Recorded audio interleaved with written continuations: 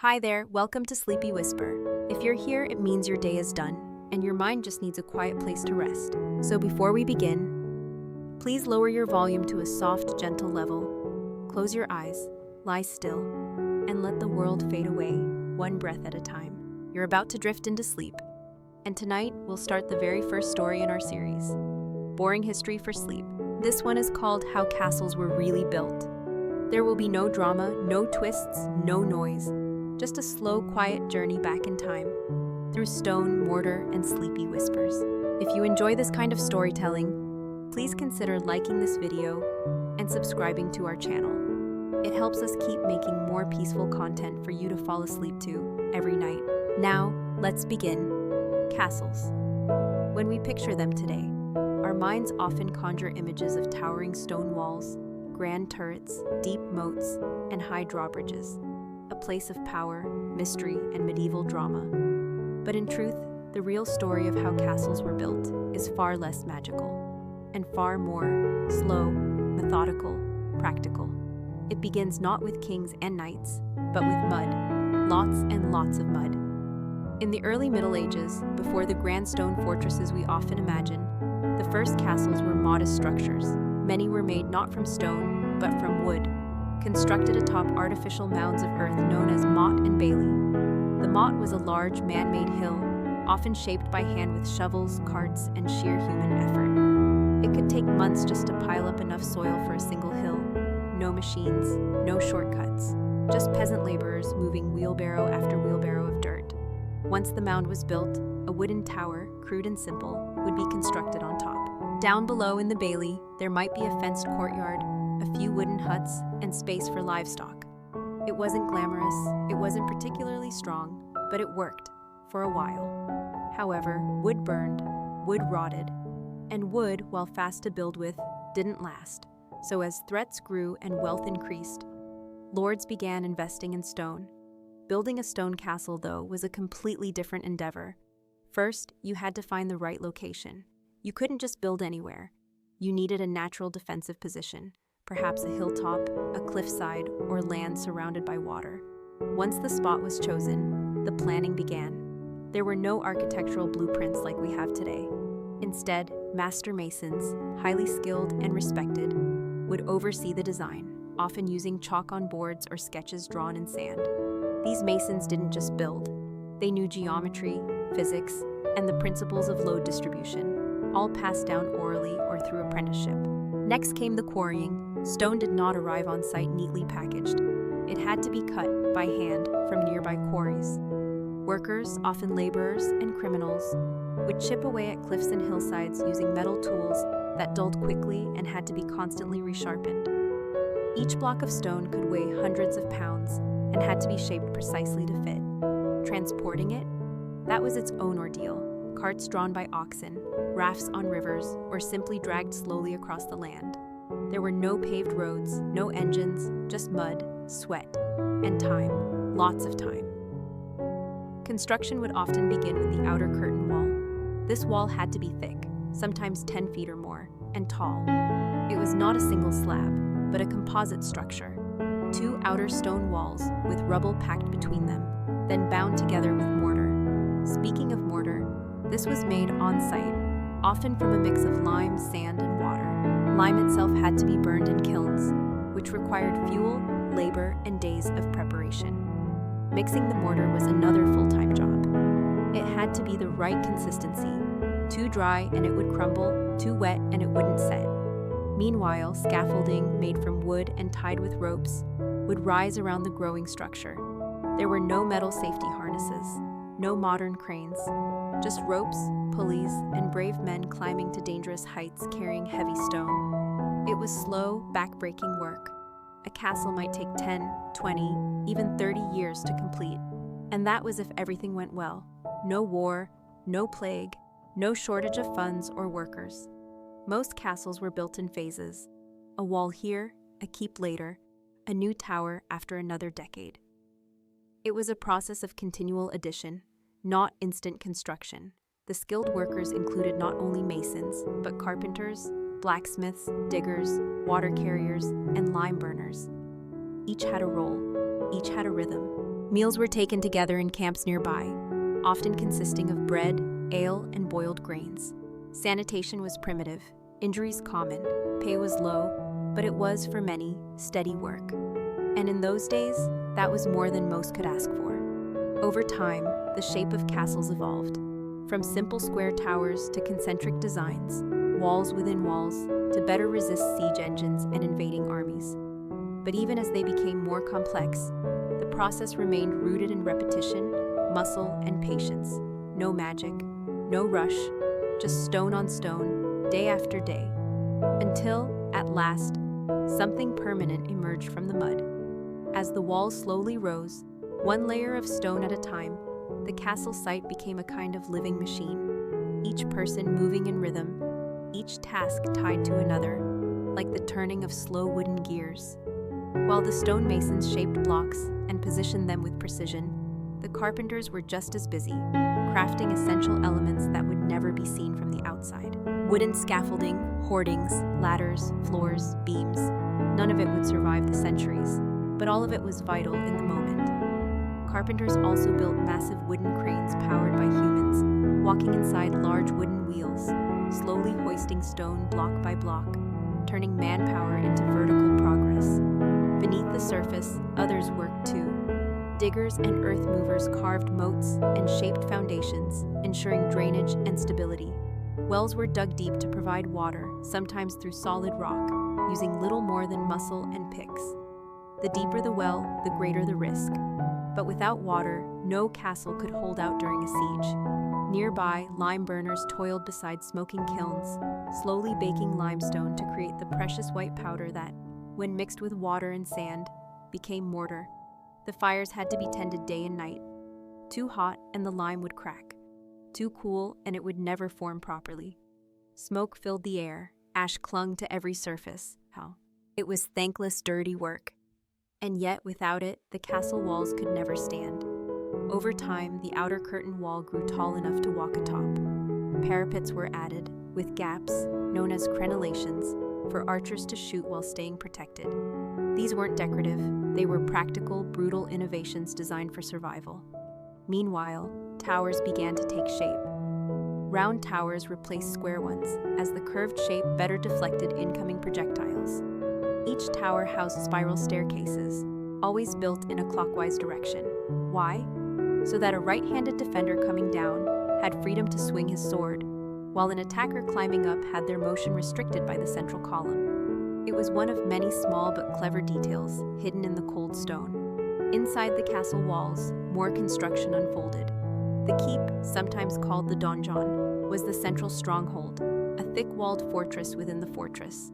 It could serve as a last refuge during attack, as well as the lord's residence during peace. Its walls were often 15 feet thick or more at the base, tapering as they rose. Inside, there might be vaulted ceilings, arrow slits, and narrow winding halls designed to confuse and trap intruders. Lighting came from torches, narrow windows, or reflective bowls filled with oil. It was not the bright romantic place some might imagine. It was damp, cold, defensive, a shelter, not a palace. Over months and years, other features were added. A chapel so the lord and his family could worship. A granary to store wheat, oats, and dried legumes. A blacksmith's forge for making nails, tools, and weapons. Stables for horses, coops for chickens, and cellars for meat storage. Everything had a place, because everything had a purpose. As the castle complex expanded, roads were beaten flat by foot traffic and carts. Ruts formed where wheels passed again and again. Mud turned to hardened earth. Paths became habit. Outside the walls, villages often grew. First, a few huts for workers, then markets, inns, and eventually small communities, all thriving under the protection of the towering walls nearby. The castle became not just a fortress, but a center of life, labor, and law. But construction never truly stopped. Once a castle was finished, there was always more to be done. Repairs, reinforcements, modifications to match new siege weapons, or changes in leadership. A new lord might want to raise the curtain wall higher, add a second moat, extend the outer defenses, carve a secret escape tunnel beneath the walls. Every generation left its mark. And so, castles were not frozen in time. They evolved, slowly, quietly, through the centuries. Behind the imposing stones and legendary names were ordinary people, men, women, and children, who shaped rock, stirred mortar, hauled water, and lit fires, every day, often for decades, without ever seeing the castle fully completed. Their names were never carved into the walls they built, but their hands were on every stone, and in that long, quiet rhythm of building and rebuilding, something far more impressive than fantasy took form. Something real, something enduring, a monument not just to power, but to patience. By the time a castle began to resemble its final form, decades might have passed. Some of the original workers would have moved on, grown old, or passed away. New hands would pick up where others left off, continuing the work with the same slow precision. Over time, the castle's bare stone bones would be dressed with more functional and occasionally decorative features. Arrow slits, also called loopholes, would be carefully measured and chiseled into the walls, allowing defenders to shoot with minimal exposure. These slits were narrow on the outside, but widened inwardly, forming a funnel shape that gave archers greater visibility and movement inside, while keeping them mostly protected from return fire. Defenders could stand at these slits for hours, watching, waiting, often in silence. And still the construction would continue. The gatehouse, one of the most complex and critical parts of a castle, demanded particular attention. It had to be strong enough to resist a battering ram, tall enough to house a portcullis, and designed to trap enemies in a confined space. A portcullis was a heavy iron or wooden grill that could be dropped vertically to block entry. It was usually guided by grooves in the gatehouse walls and operated by chains and counterweights from above. Often, a second or even third gate would stand behind it, creating a narrow, deadly tunnel called a killing zone. Anyone caught between gates would be at the mercy of archers above, or boiling oil, dropped stones, and other unpleasant surprises. Above the gatehouse and walls, wooden hoardings might be temporarily installed. These overhanging galleries allowed defenders to look and shoot straight down at attackers. In later castles, these were replaced by stone matriculations, permanent stone platforms with openings in the floor, built into the battlements themselves. The transition from wood to stone repeated itself across nearly every part of the castle. Where once there had been wooden drawbridges, simple walkways pulled up by ropes or chains, more advanced versions would follow. Counterweight drawbridges with pivoting mechanisms, iron fittings, and balanced movement that allowed a single person to raise or lower the bridge with surprising ease. Inside the walls, life was not idle. The inner courtyard, or ward, became a bustling space filled with the sounds of tools, footsteps, animals, and voices. Even while the castle was under construction, it was partially inhabited. Kitchens were built early, as the workers needed to be fed. These kitchens were hot, smoky, and simple, fueled by open hearths, with great cauldrons hanging over flames and meats turning slowly on iron spits. Food was plain and repetitive: bread, onions, root vegetables, stews, and whatever game could be caught nearby. Salt was precious, used to preserve meat and keep stores edible through winter. Nearby, wells or cisterns held water, but ale was more commonly drunk, as water was often unsafe. In fact, brewing ale was an essential daily task. It was weak, but clean, and safer to consume than untreated water from a stream or moat. In the upper parts of the keep, chambers were prepared for the lord and his family. These rooms were not luxurious by modern standards. Walls were often bare stone, though some were covered in tapestries for warmth and decoration. Furniture was limited: wooden beds, chests, stools, and sometimes a large table. The beds were high off the ground, not for elegance, but to avoid the cold draft that hugged the floor. Windows were narrow, often covered in oiled cloth or wooden shutters. Glass, if present, was rare and expensive. The rooms were lit by tallow candles or rushlights, both of which smoked and smelled unpleasant. Heating came from fireplaces, but even these provided limited warmth. The smoke often lingered, filling rooms with a constant haze. Chimneys, as we know them, were rare. Instead, smoke was vented through narrow flues, or simply out of openings in the walls. The air was cold and damp. Life in the castle, even for the nobility, was harsh by today's standards. Sanitation was basic. Garderobes, primitive toilets, were set into the walls, with waste dropping into chutes that led outside the walls or directly into the moat. The smell was constant, but the placement was strategic. Some castles even used these chutes as secret escape routes in times of siege. Privacy was minimal. Most servants slept in communal spaces or in the halls. Nobles shared rooms with family or retainers. At night, the castle quieted. The fires were banked, the halls darkened, and the stone walls retained the day's chill. Sounds echoed strangely through the corridors. Footsteps, the wind, the occasional creak of wood. It was peaceful in a way, but never silent. As the final stones were laid and the towers crowned with crenellations, the castle stood not just as a military structure, but as a symbol of endurance.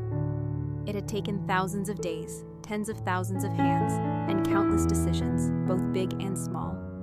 But now it stood, ready to shelter, ready to defend, and ready to last.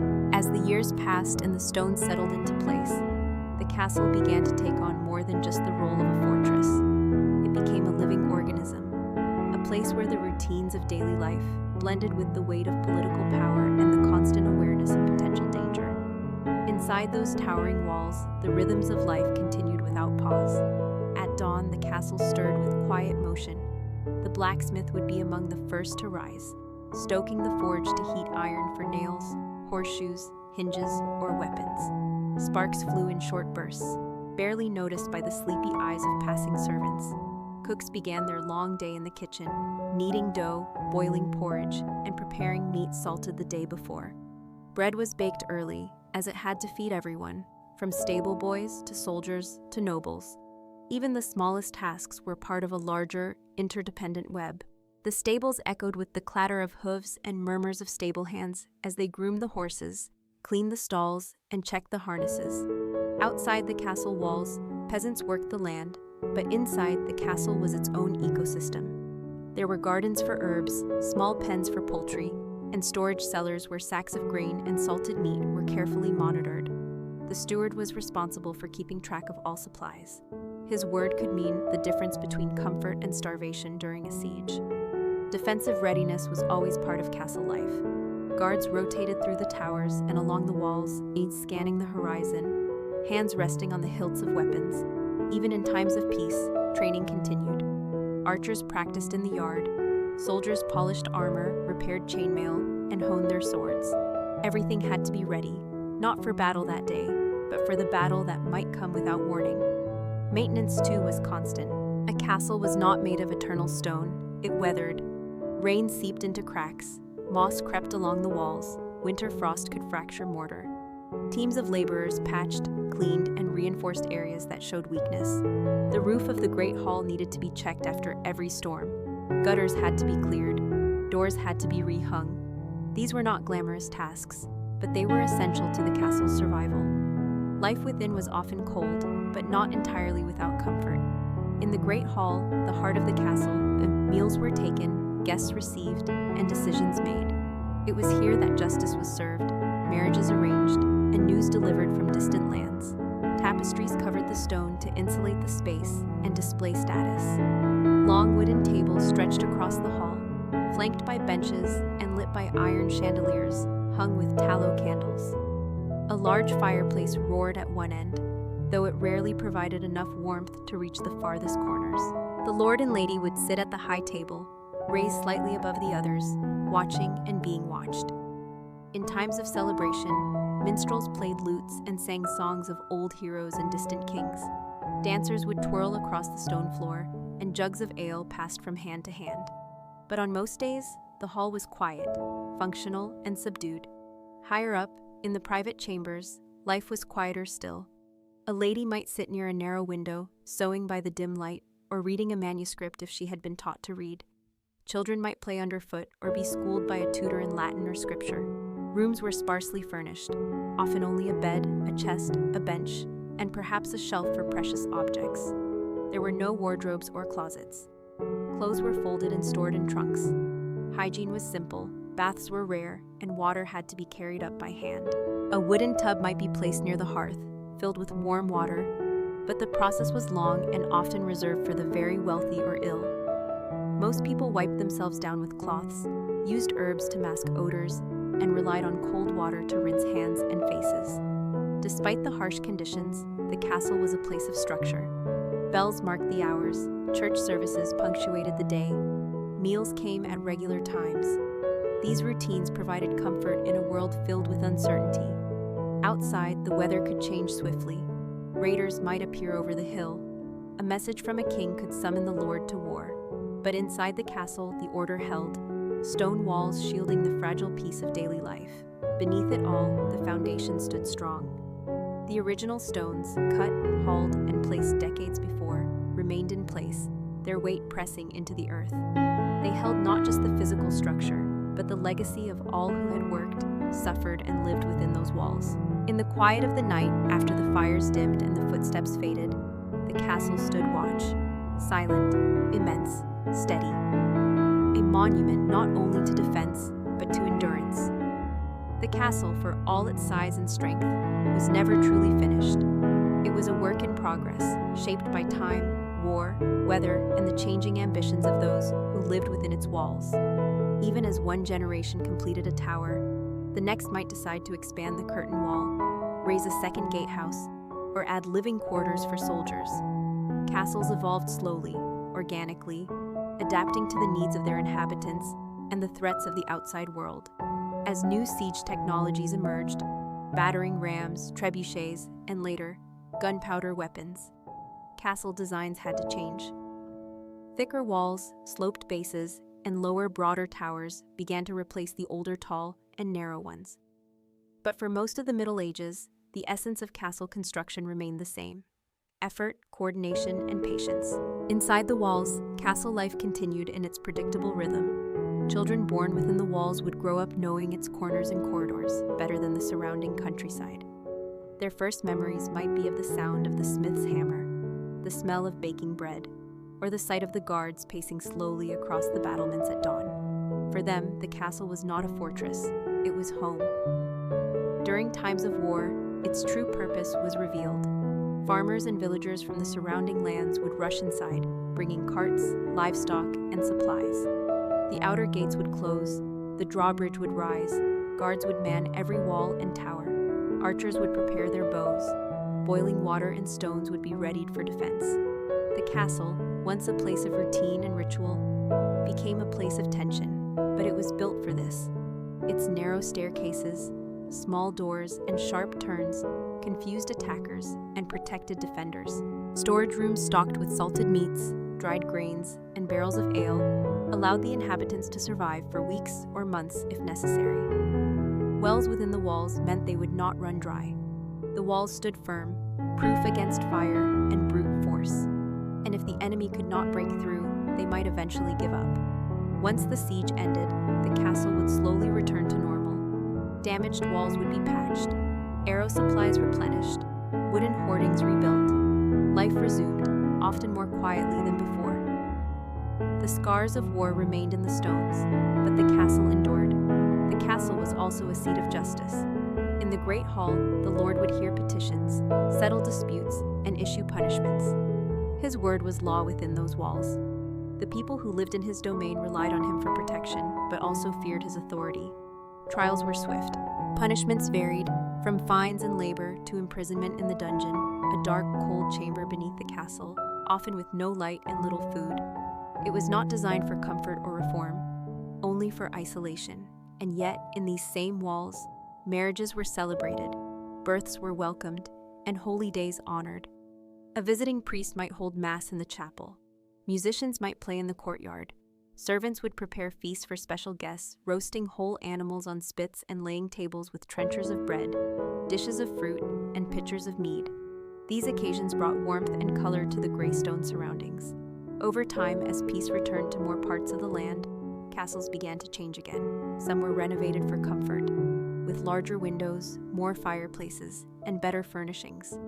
Gardens were added, with paths and fountains. Some lords commissioned artists to paint murals or decorate ceilings. While still defensive structures, these castles began to reflect the wealth and refinement of their owners. Yet no matter how beautiful they became, they were always grounded in their purpose. Every arch, every corridor, every chamber was the result of decisions made decades before, shaped by necessity, not luxury. The foundations remained the same, laid by men who had no titles, no recorded names, but whose labor was etched into the very stone. The weight of their work held the castle together. Long after their voices were silenced, their presence remained in every wall. The castle stood as a monument not to conquest alone, but to persistence, a symbol of protection, a place where life, however hard, however humble, could continue behind thick walls and narrow gates. It did not promise happiness or ease, only shelter, only time, and sometimes that was enough. As castles continued to rise across the medieval landscape, their construction became not only a matter of survival and defense, but also a reflection of status, ambition, and legacy. The wealthier the lord or king, the more elaborate the structure became, not only in size, but in complexity, symbolism, and reach. Castles were no longer just strongholds. They were political statements, architectural declarations of power etched in stone. Yet, no matter how grand the vision, the process of construction remained slow and grounded.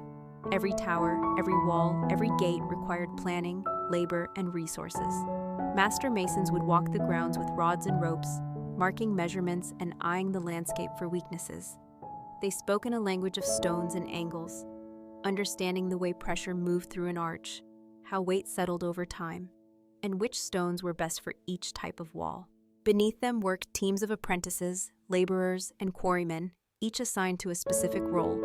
The labor force was often seasonal. During spring and summer, when the weather was more predictable, construction accelerated. Hundreds of workers might live in temporary shelters just outside the walls, rising at first light to begin their day. Some carted stone, others carried water, still more worked at the kilns or hauled timber from nearby forests. Oxen pulled carts, men drove stakes. The rhythm of tools striking stone echoed across the valley. Stone was a material of patience. Unlike wood, which could be cut quickly and nailed into place, stone demanded care.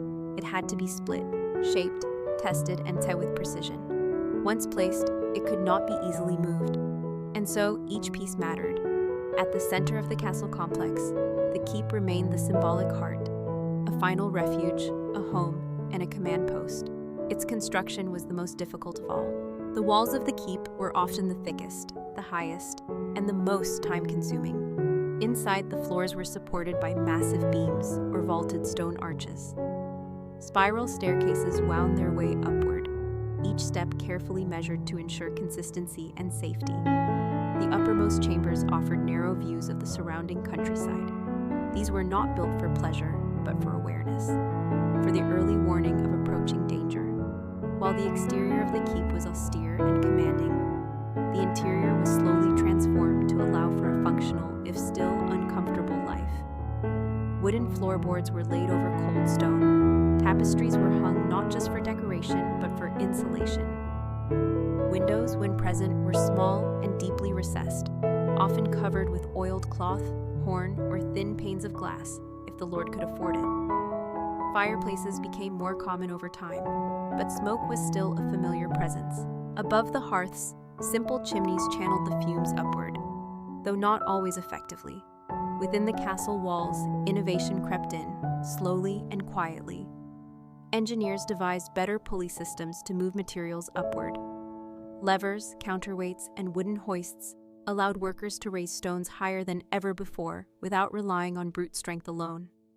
Water management improved too. Cisterns collected rainwater, channels diverted excess runoff away from the foundations. Some castles even included rudimentary forms of plumbing, stone channels, and clay pipes to move water where it was needed most. Defensive features continued to evolve. Arrow loops were redesigned to offer greater angles of fire. Barbicans, fortified outposts outside the main gate, added another layer of protection.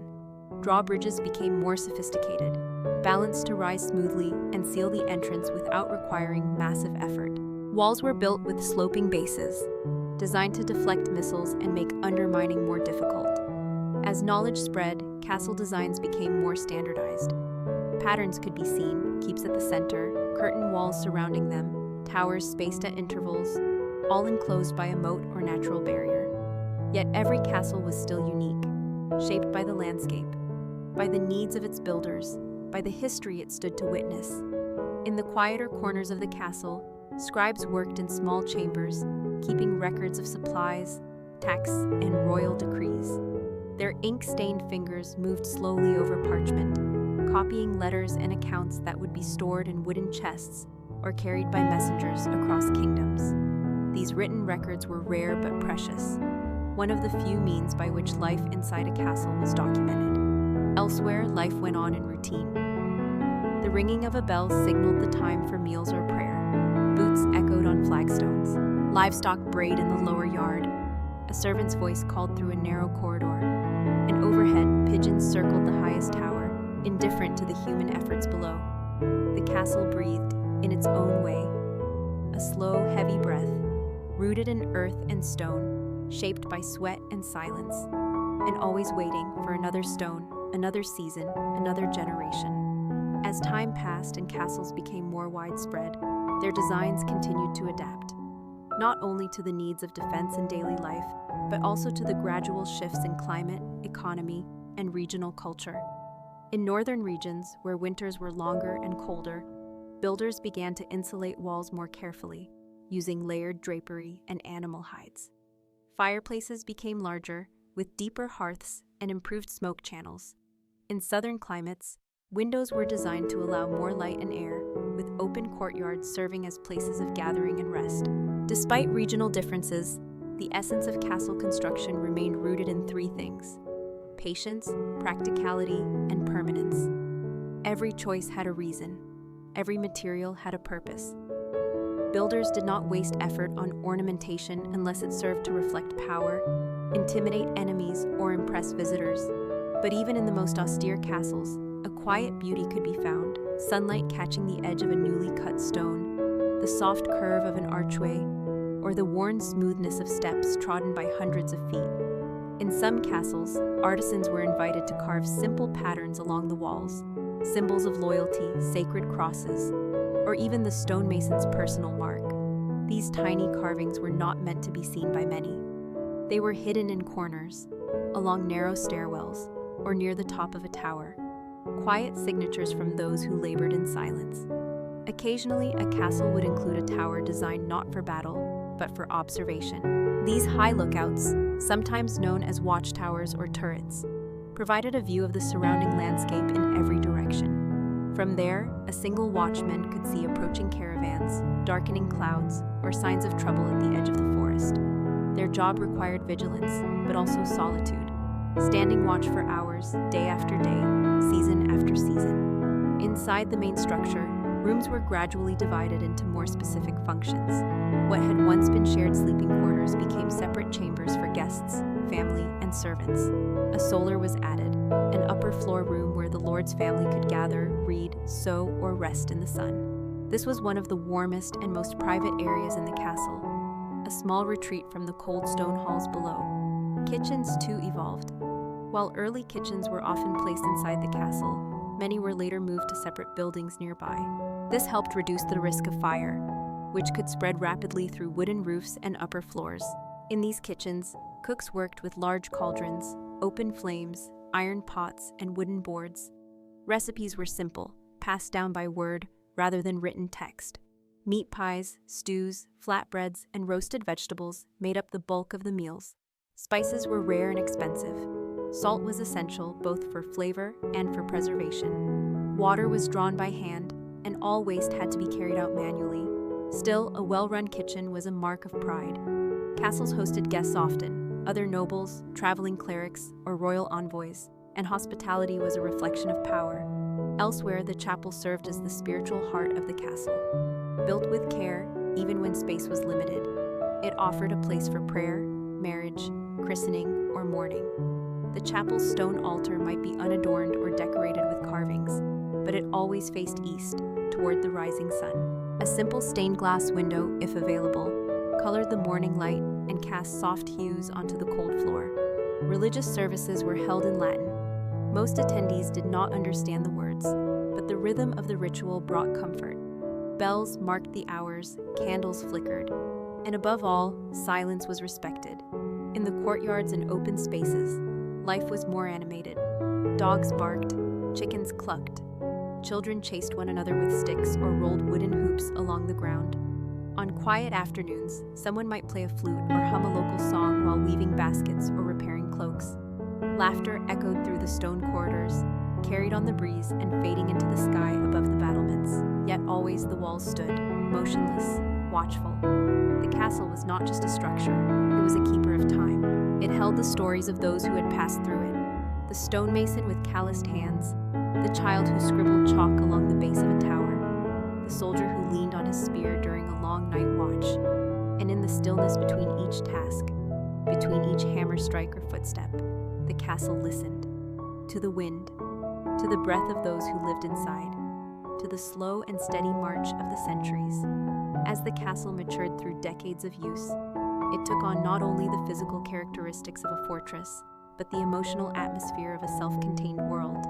It grew layered with memory, of storms that beat against its walls, of generations born beneath its roof, of celebrations echoing through the great hall, and of quiet sorrow whispered in stone corridors. The stones themselves aged, darkened by time and weather, softened at the edges by countless hands and boots and carts and rain. Moss crept into corners, ivy stretched its arms along outer walls, birds nested in towers once built for archers, and still the castle endured. Some rooms were adapted, others abandoned. A former guard post might become a storeroom. A forgotten stairway might lead to a sealed-off turret, where dust rested thick and undisturbed. The rhythm of daily life carried on above and around these forgotten spaces, unaware of how many lives had once passed through them. At night, the castle changed again. Torches flickered in iron sconces. The last embers in the hearth glowed faintly beneath ashes. Outside, the walls turned black under the sky, pierced only by the stars. The sound of owls, distant wolves, or the rustling of trees offered a gentle backdrop to the deep stillness. For those on watch, the darkness demanded focus. For those inside, it was a time for retreat. Families huddled close for warmth. Servants closed the shutters tight. Sleep came slowly, surrounded by the weight of ancient stone. Even the air felt different at night, cooler, heavier, more silent than any silence found in open fields. The castle was a place of both protection and confinement. While it kept out enemies, it also enclosed the people within. Most who lived in the castle rarely left its walls. A servant born there might spend her entire life inside its limits. A child of a stable hand might grow into the same role, continuing the family task generation after generation. They learned the creaks of each stair, the rhythm of the bells, the subtle differences in seasons as felt through the stones beneath their feet. Time moved slowly here, shaped by habit and history. And yet, even within this life of repetition, there was always the faint presence of change. The seasons brought subtle shifts. Spring arrived with the chirping of birds along the ramparts and buds appearing in the herb gardens. Summer came with long shadows stretching across the courtyard and open windows letting in warm air and insects. Autumn painted the trees beyond the walls in golden brown, while workers gathered the last of the preserved foods and checked for leaks in the roof before the snow returned. Winter blanketed everything in silence. Fires were lit earlier. Meals grew simpler. The cold crept into every corner. But even in winter, the castle did not sleep. Guards still rotated at their posts. Kitchens still boiled broth. Livestock still needed tending. Letters still arrived, carried by riders wrapped in furs, their breath visible as they handed over sealed scrolls to the steward. Inside, scribes read aloud by candlelight, while the Lord sat in his high-backed chair, listening in silence. Sometimes the letters brought orders from distant rulers. Sometimes they brought news of war, marriage, trade, or treaties. The castle was not just a home, but a node in a vast network of power. Decisions made in its chambers could shape the lives of hundreds beyond the walls. Yet, for most who lived there, daily life continued untouched by politics. They cared more about whether the bread would rise, whether the thatch needed mending, whether the animals would survive another frost. They lived in the shadow of the castle's history, but their focus was the present, because the castle was not only built of stone, but of lives. The castle's heartbeat was not its architecture, but its people. The ones who turned the wheels, scrubbed the floors, rang the bells, mended the cracks, and whispered stories to children in the quiet hours before sleep. Their labor, though often invisible, held the structure together long after its builders were gone. And as each generation passed, the castle stood not as a relic frozen in time, but as a vessel still filling with new memories. For every battle that had been fought, 100 quiet morning gatherings followed. For every noble banquet, 1,000 ordinary meals were served in the kitchens. For every royal decree, a dozen lullabies echoed softly through servants' quarters. The castle was more than stone. It was a sanctuary, a workplace, a prison, a home. It held warmth and hardship, joy and duty, ceremony and routine. And always in the background, the slow, quiet labor of hands building, fixing, lifting, tending. This is how castles were really built, not just by order, but by repetition. Not only by stone, but by the lives that shaped and filled the space between those stones, day after day, year after year. Over the centuries, castles witnessed the full range of human experience: birth and death, loyalty and betrayal, peace and war, celebration and mourning. Their walls absorbed the weight of generations, growing thicker not only in stone, but in memory. Though many people today imagine castles as places of constant warfare and drama, the reality was often much quieter. For every siege that battered a castle's gate, there were decades of calm. Decades spent maintaining walls, tending gardens, teaching children, repairing roofs, and waiting, always waiting. Because a castle was never entirely at rest. It was a place of vigilance, designed not just for battle, but for readiness. Watchtowers were never empty. Gates were never left unsecured. The drawbridge was always kept in working order, not because war was always imminent, but because preparedness was woven into the very design of the structure. Even the shape of the walls, their curves and slants, was a message to the outside world. This place will not fall easily. Inside those defensive lines, however, life carried on in deeply human ways. Celebrations were held in the Great Hall. Candles were lit in remembrance of loved ones. Bread was shared among neighbors. Lessons were passed from elders to the young: how to mend a saddle, how to tie a proper knot, how to know which herbs would soothe a fever and which would poison a man. There were quiet rituals that became traditions. A bell that rang at the same hour every day, a feast at harvest, a moment of silence before meals. These things mattered. They gave shape to days that otherwise might blur together. In time, some castles were abandoned, while others were expanded or rebuilt. Fires might claim the roof. Earthquakes might crack the foundations. But as long as people lived there, someone would always be tasked with restoring what was lost. A new timber, a fresh patch of mortar, a wheel mended, a gate rehung. The work was never glorious, but it was steady, and in that steadiness, the castle survived. In later centuries, as cities grew and gunpowder weapons became more common, many castles lost their military purpose. The thick walls that had once stood strong against arrows and catapults were now vulnerable to cannon fire. Some castles were retrofitted with gun loops and bastions. Others were abandoned entirely, yet even as they lost their role in warfare, they found new purpose, as homes for nobility, as prisons, as places of ceremony. And some simply stood empty, still watching over the land like quiet stone giants. Travelers would pass by and wonder what stories the walls could tell. Children would imagine ghosts in the towers. Scholars would trace their fingers along the carvings and ask who had placed them there so many years ago. The truth was often simpler than the stories. Castles were not just built by kings or defended by knights. They were kept alive by masons, cooks, torchbearers, shepherds, scribes, stable hands, and countless others whose names never appeared in history books. The woman who lit the chapel candles each morning. The boy who shoveled snow from the keep's entrance in silence. The carpenter who replaced a broken beam without being asked. These were the true builders, not just of stone, but of life inside the stone. Every nail driven into wood, every brick laid by tired hands, every path swept clean at dawn was part of the ongoing construction, not just of the building, but of the place, the spirit, the meaning. And so the castle became more than a fortress. It became a memory passed forward, one that could be touched, walked through, slept in, dreamed about. Each step across its flagstones echoed with the footsteps of those who came before. Even when no one was speaking, the walls remembered. And even when abandoned, a castle still held its shape, weathered, softened, but not erased. It was a reminder of what people could build when they worked not with haste, but with persistence. When they laid one stone carefully beside another. When they shaped something vast and strong not in weeks or months, but in years, decades, lifetimes.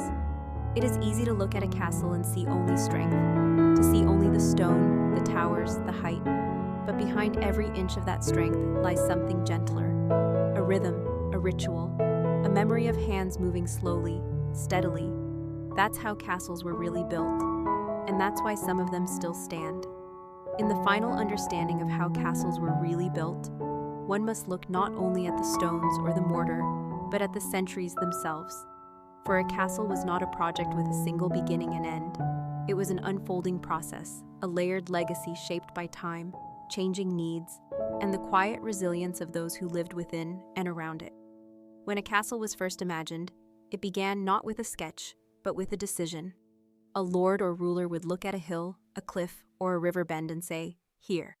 And from that moment forward, generations would be affected. Trees would be felled, quarries would be opened, roads would be carved into the landscape. Entire villages would take shape in the shadow of something that did not yet exist. And once the first stone was set, time took over. Months became years. Years became decades. What one generation started, the next would inherit, sometimes continuing, sometimes altering the plan, but always building upon what had come before. The castle was never the work of a single hand. It was the shared creation of thousands. In some places, stones bear marks, simple symbols etched by masons to track their work or to show pride in a job done right. These marks, now weathered and half lost, remain some of the only personal traces of the people who built the walls, arch by arch, stair by stair. In other areas, the changes in stone color or pattern reveal phases of construction. You can see where a tower was added 50 years later, where a wall was raised higher, where one generation's ambition met the next generation's reality. These changes do not weaken the story of the castle, they deepen it. Because a castle was not just built once, it was rebuilt again and again, not out of failure, but out of necessity, out of survival, out of the understanding that nothing made to last is made quickly. And so castles grew not only taller, but wiser.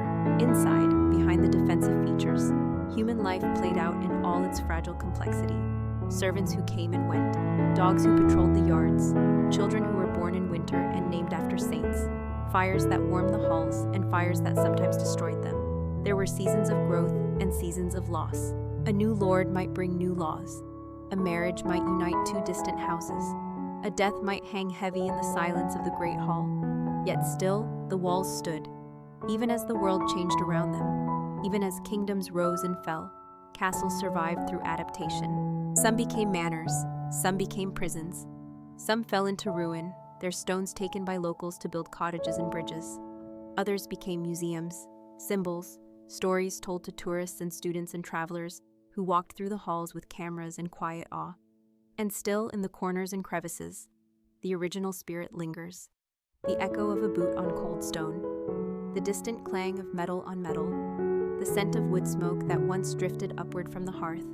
These things are no longer present, but they are not entirely gone.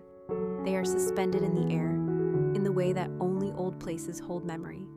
In the end, a castle is not a monument to war or power, though it was built with both in mind. It is a monument to endurance, to patience, to the quiet craft of those who never sought glory, but who showed up every morning with tools in hand, who measured twice, cut once, and worked by candlelight when daylight faded. It is a monument to repetition, the stacking of stone upon stone, task upon task, year upon year, in pursuit of something bigger than themselves. And that is what remains. Long after the last torch is extinguished, long after the last watchman walks the tower, long after the walls no longer echo with voices, the castle still tells its story, not in words, but in presence. In the way it occupies the landscape, in the silence of its gatehouse, in the coolness of its walls at dawn. It does not speak, but it reminds us of what it took to build something meant to last. And perhaps, as we drift to sleep tonight, we carry a piece of that lesson with us. That strength is not always loud. That permanence is not always dramatic. That sometimes, the truest power is found not in force, but in patience, in rhythm, in the slow, steady building of something that matters.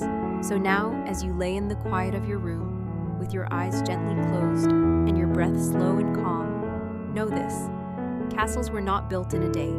and neither is a life.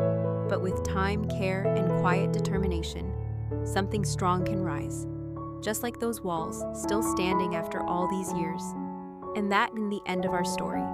But before we drift further into the past, if you're still here, still listening, please consider leaving a like and subscribing to the channel. It helps us continue bringing you quiet stories, night after night. Now let's turn the page and step softly into the next chapter of our sleepy journey through time. Our next story is called A Day Inside a Medieval Mill. Let's begin. The sound begins before you even reach the building. A steady, rhythmic thump, low and distant, like a heartbeat inside the earth. As you walk closer, it grows louder. Wooden gears turning, water splashing, the occasional creak of timber under strain. This is the sound of life in motion, and here, tucked along the bend of a quiet river, stands the medieval mill. It is early morning, just as the first hints of light begin to spread across the mist-covered landscape. Dew clings to blades of grass. Birds sing softly in the hedgerows. The mill, though still wrapped in shadows, is already awake. A soft plume of smoke rises from its small chimney, disappearing into the pale gray sky. Built of heavy timber with stone at the base, the structure leans slightly from age and weather. Moss covers its north-facing side. Ivy crawls along the edge of the roof. A wooden water wheel, half submerged in the river, turns slowly, pushed by the current that never rests. Its paddles groan with each turn, water spilling off the edges in glistening sheets. The wheel is the heart of the mill, and today, like every day, it must keep turning. Inside, the air smells of grain, damp wood, and ash. The floor is made of worn planks, smooth from years of footsteps. In one corner, a sack of barley rests beside a smaller pile of rye. Another bag is filled with oats. The grain has been brought in by villagers, each leaving their sack marked with a colored ribbon or wooden tag carved with a symbol. An old shoe, a leaf, a circle, each one a way to track whose flour will be whose.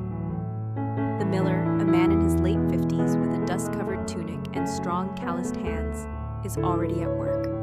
He speaks little, humming softly to himself as he checks the wooden gears. His job is part mechanic, part craftsman, part guardian of a machine that must be carefully watched. If a cog cracks or a stone slips, the entire system could break. Today he nods in quiet satisfaction. The wheel is turning true, the water level is steady, and the grindstones, two great circular slabs of quarried stone, are properly aligned. They sit one atop the other, their grooved surfaces designed to pull and crush the grain fed between them. The top stone, called the runner, rotates while the bottom one, the bedstone, remains still. A wooden hopper holds the grain above, slowly funneling it down a central hole into the waiting jaws of the stones. As the wheel turns, the stones begin to spin. The rumble is low at first, then builds. Grain enters the space between them and is slowly ground into fine flour. The crushed powder falls into a wooden trough below, where it will later be scooped, sifted, and bagged. The process is simple, but the precision required is not. The stones must not turn too fast, or the flour will burn. They must not be too close, or they will grind themselves down. The miller adjusts the stone spacing with a lever, guided by sound and instinct. He has done this every day for more than 30 years. Outside, a young apprentice arrives, carrying a small basket of eggs as payment for his training. He bows his head, listens carefully, then takes up a broom and begins to sweep the flour dust from the corners of the room. He will spend months learning the rhythm of the place before he's allowed to touch the stones. For now, he watches and listens. The dust in the air floats gently, catching the light that begins to filter through a narrow window. The sun is climbing slowly now, and the world outside the mill grows more golden by the minute. A farmer approaches with a cart, pulled by a sleepy-eyed mule. He calls out a greeting. The miller waves. Together, they unload sacks of newly harvested wheat and carry them inside. The farmer removes his hat and wipes his brow. The miller checks the grain with practiced fingers, pinching it, smelling it. He nods. It's good wheat. It will make fine bread. They speak little. Their silence is not unfriendly. It is the silence of people who have done this together 100 times before. As the farmer leaves, the wheel turns on. The stones grind on. Inside the mill, time slows. There are no clocks here, no need. The mill runs by the pace of the river, by the sound of stone on stone. by the needs of the village beyond. It is both machine and ritual. A place of labor, yes, but also of rhythm, of motion without rush. And so, hour after hour, sack by sack, grain becomes flour, noise becomes background, and the mill keeps turning. As the day unfolds, the rhythm of the mill deepens. The wheel continues its patient rotation, turning with the current that flows as steadily as breath. The creak of wood, the scrape of stone, and the sift of flour combine to create a constant, almost meditative hum. It is not loud, but it is everywhere. Inside the mill, the work is physical, repetitive, and precise. The miller moves with quiet efficiency. He checks the belt that links the wheel's motion to the drive shaft above. He listens for any unusual creaks in the gears. He runs his hand along the outer casing of the grinding stones, checking for heat. Too much friction could scorch the grain or wear down the grooves that were carved with such care seasons ago. Those grooves, spiraling patterns across the surface of the millstones, are known as furrows. They are the secret to effective grinding, drawing the grain from the center of the stone outwards as it's crushed. These grooves must be recarved regularly by hand, a task known as dressing the stone. It is hard work, dusty, tiring, and slow. But without it, the stones would lose their bite.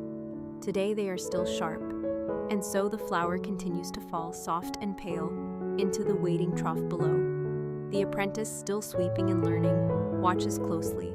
He asks a quiet question about the lever that controls the feed rate of the hopper. The miller answers with a short nod and a few words, then returns to his task. Not every answer comes quickly. Some must be learned over time.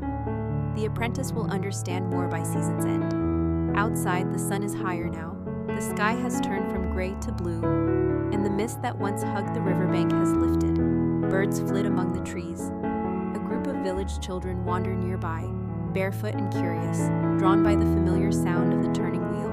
They do not enter, they know better, but they peer through the open doorway, eyes wide, faces powdered faintly with flour from the wind. The miller smiles faintly and waves them off. They giggle and run. Not far behind them, another villager arrives, this time a woman with a covered basket. She has brought a mixture of rye and spelt, hoping for enough flour to bake the loaves needed for a family feast. Her ribbon is green, tied tightly at the top of the sack. The miller takes it from her hands and sets it near the front of the queue. He tells her to return by evening. She nods and leaves. The mill is not first come, first served. It runs on a quiet logic known only to the man who oversees it. He remembers who needs what and when. He remembers which flour is best suited for thick crusts or soft rolls. He remembers who brought barley damp from rain and who overfilled their sacks last month. The mill is part business, part memory, and all routine. In one corner of the room, a series of wooden sieves hang from hooks. These are used to sort flour by fineness. Some flour is sifted once, others twice or more. The finest flour is set aside for special occasions, holy days, weddings, visits from nobles. Most of the flour, though, will go to everyday bread, coarse, hearty, and sustaining, the kind that fills the belly and fuels a day's labor in the fields. The apprentice is asked to sift today's first batch. He lifts the wooden frame and begins gently shaking it over a flat surface, watching as fine powder falls through, while small clumps and husks remain behind. His arms tire quickly, but he doesn't stop. He knows the rhythm now. Above them, in the upper floor of the mill, sacks of grain are stored. A wooden pulley system allows bags to be lifted from carts outside and brought in through a loft door. The mechanism creaks with age, and each bag must be hoisted with care. One bad pull could tear the rope or throw off the balance. Every step must be done slowly, carefully. Nothing in the mill moves quickly, but everything moves with purpose. As midday approaches, the light streaming through the small windows grows warmer. Dust motes dance in golden shafts of sunlight. The apprentice wipes his brow. The miller chews slowly on a piece of dried apple pulled from his coat pocket. The wheel turns, the stones grind. Outside, the river flows on. And the mill, as always, keeps working, steady and silent, carrying its quiet rhythm through the heart of the day. The afternoon settles in slowly, like a quiet breath stretching across the valley. The light, now fuller and warmer, pours across the mill's worn timber beams, touching every surface with the golden calm of midday. Outside, the river glistens as it bends past the mill, moving steadily onward as it has for centuries. The water wheel, its soaked paddles heavy and constant, turns without pause, creaking in a familiar rhythm. It is a sound that belongs to this place, not harsh or rushed, just steady, just old. Inside, the air remains thick with flower dust and the scent of ground grain. It clings to the walls, the rafters, the hair of the apprentice, and the folds of the miller's tunic. Yet neither of them notice anymore. The smell has become part of them, like the creak of the boards underfoot or the soft growl of the grindstones at work.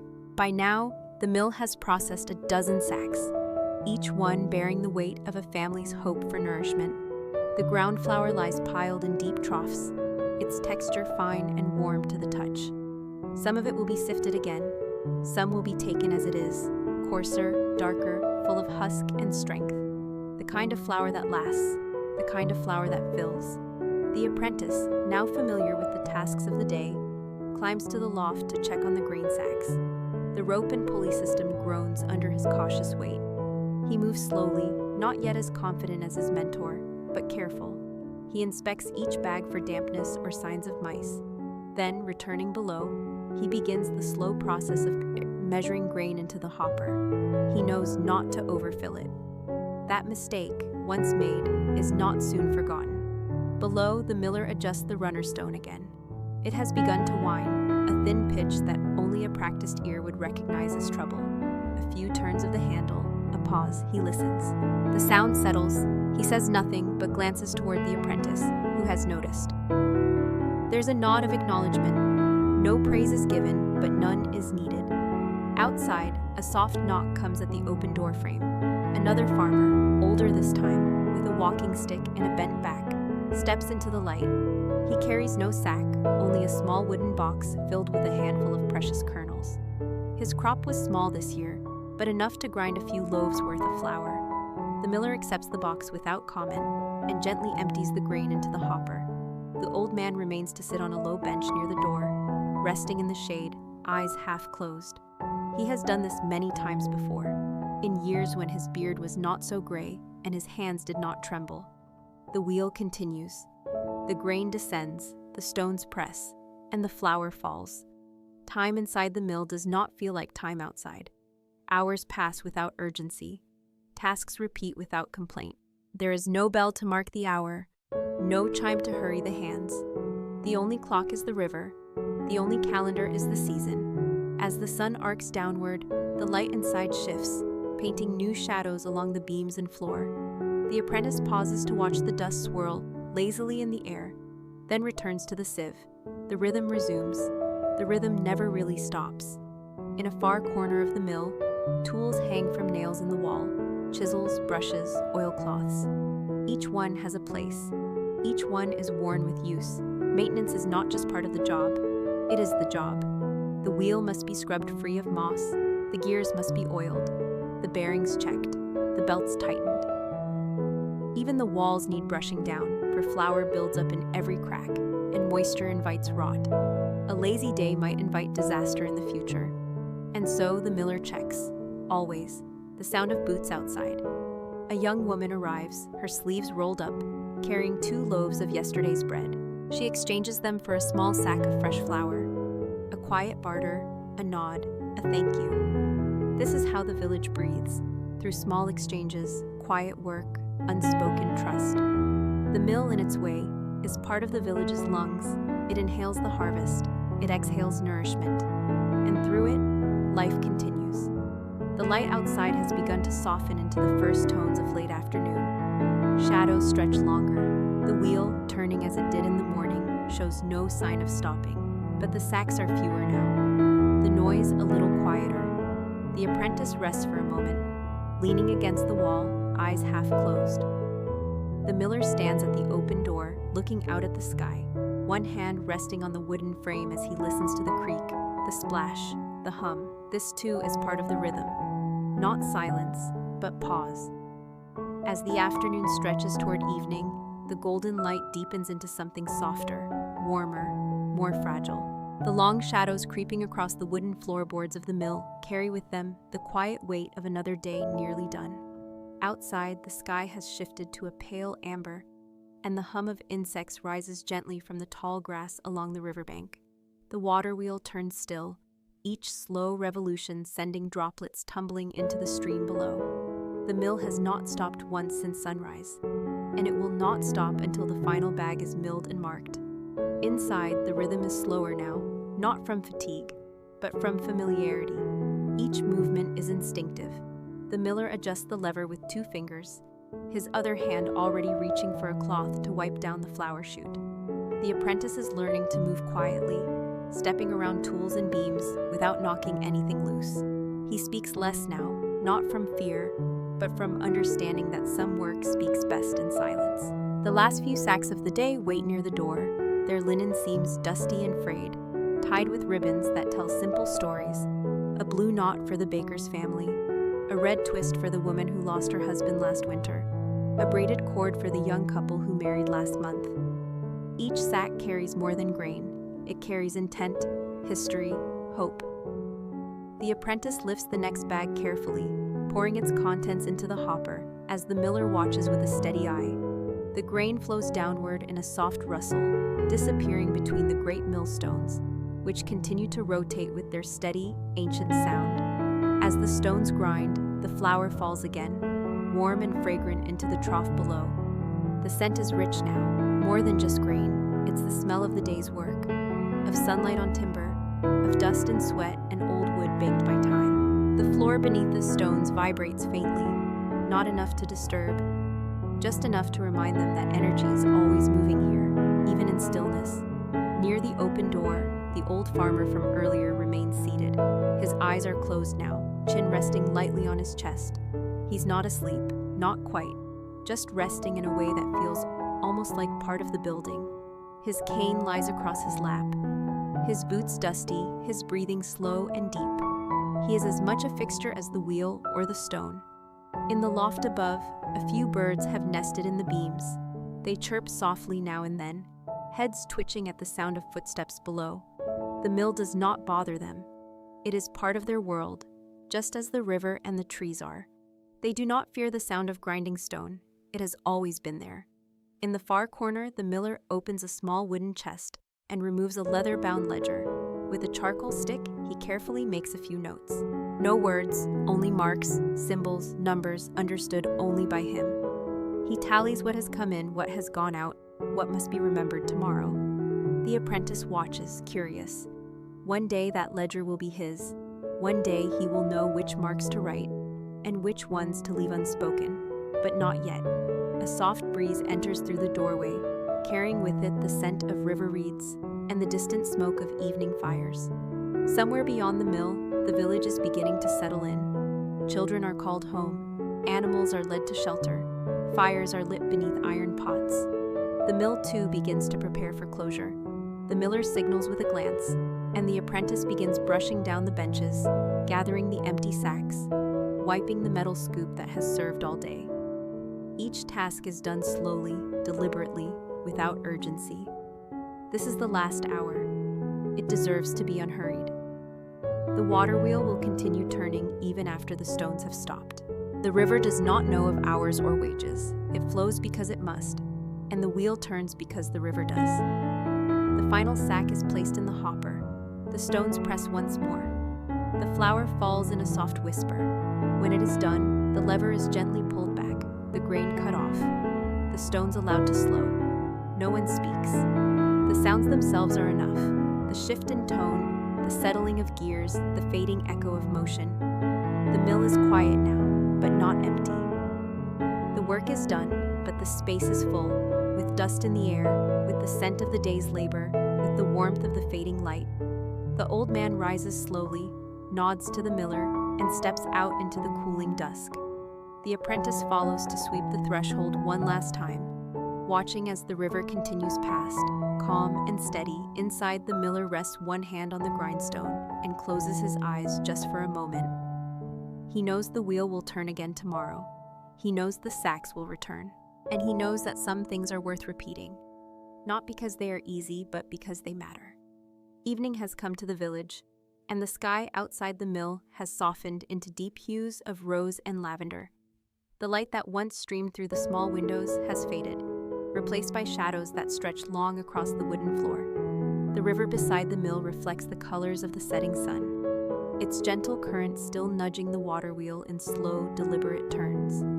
Although the day's work is done, the wheel does not stop. It turns because the river turns. And the river does not keep time as people do. Inside, the air has settled. The grinding stones have fallen silent. The scent of flour lingers, hanging in the stillness like a memory. Fine dust rests on every surface, on beams, on stools, in the creases of the miller's hands. The troughs have been swept, the tools set back in their places, and the final sack of flour tied shut and placed neatly by the door. The miller moves with the deliberate quiet of someone who has repeated this closing ritual thousands of times. He wipes the rim of the hopper, checks the latch on the loft door, and lowers the heavy wooden beam across the inner doorway. It is not for fear, but for habit, to keep animals out, to keep the mill's silence undisturbed until morning. The apprentice follows behind him, mimicking the movements he has learned. He checks the pulleys, folds the sacks, brushes the dust into a pile that he will carry out with a small wooden scoop. These tasks are not difficult, but they are many, and each one matters. Every small act of care extends the life of the building, the machine, the rhythm. In a small corner near the hearth, now cold and unused, a lantern is lit. Its light is dim, just enough to guide the hands through the last tasks of the day. The flickering glow catches the dust in the air, turning each particle into a golden speck, floating and swirling like the final breath of the day. The miller lowers himself onto the same bench where the old man had rested earlier. He stretches out his legs, joints stiff from standing. He does not speak, but he watches the wheel outside, visible through the slats of the wall. The soft sound of water moving across wood is still there, softer now, almost like breathing. For a few moments, there is nothing to do. And so he does nothing. He just listens. The apprentice sits across from him, quieter than usual.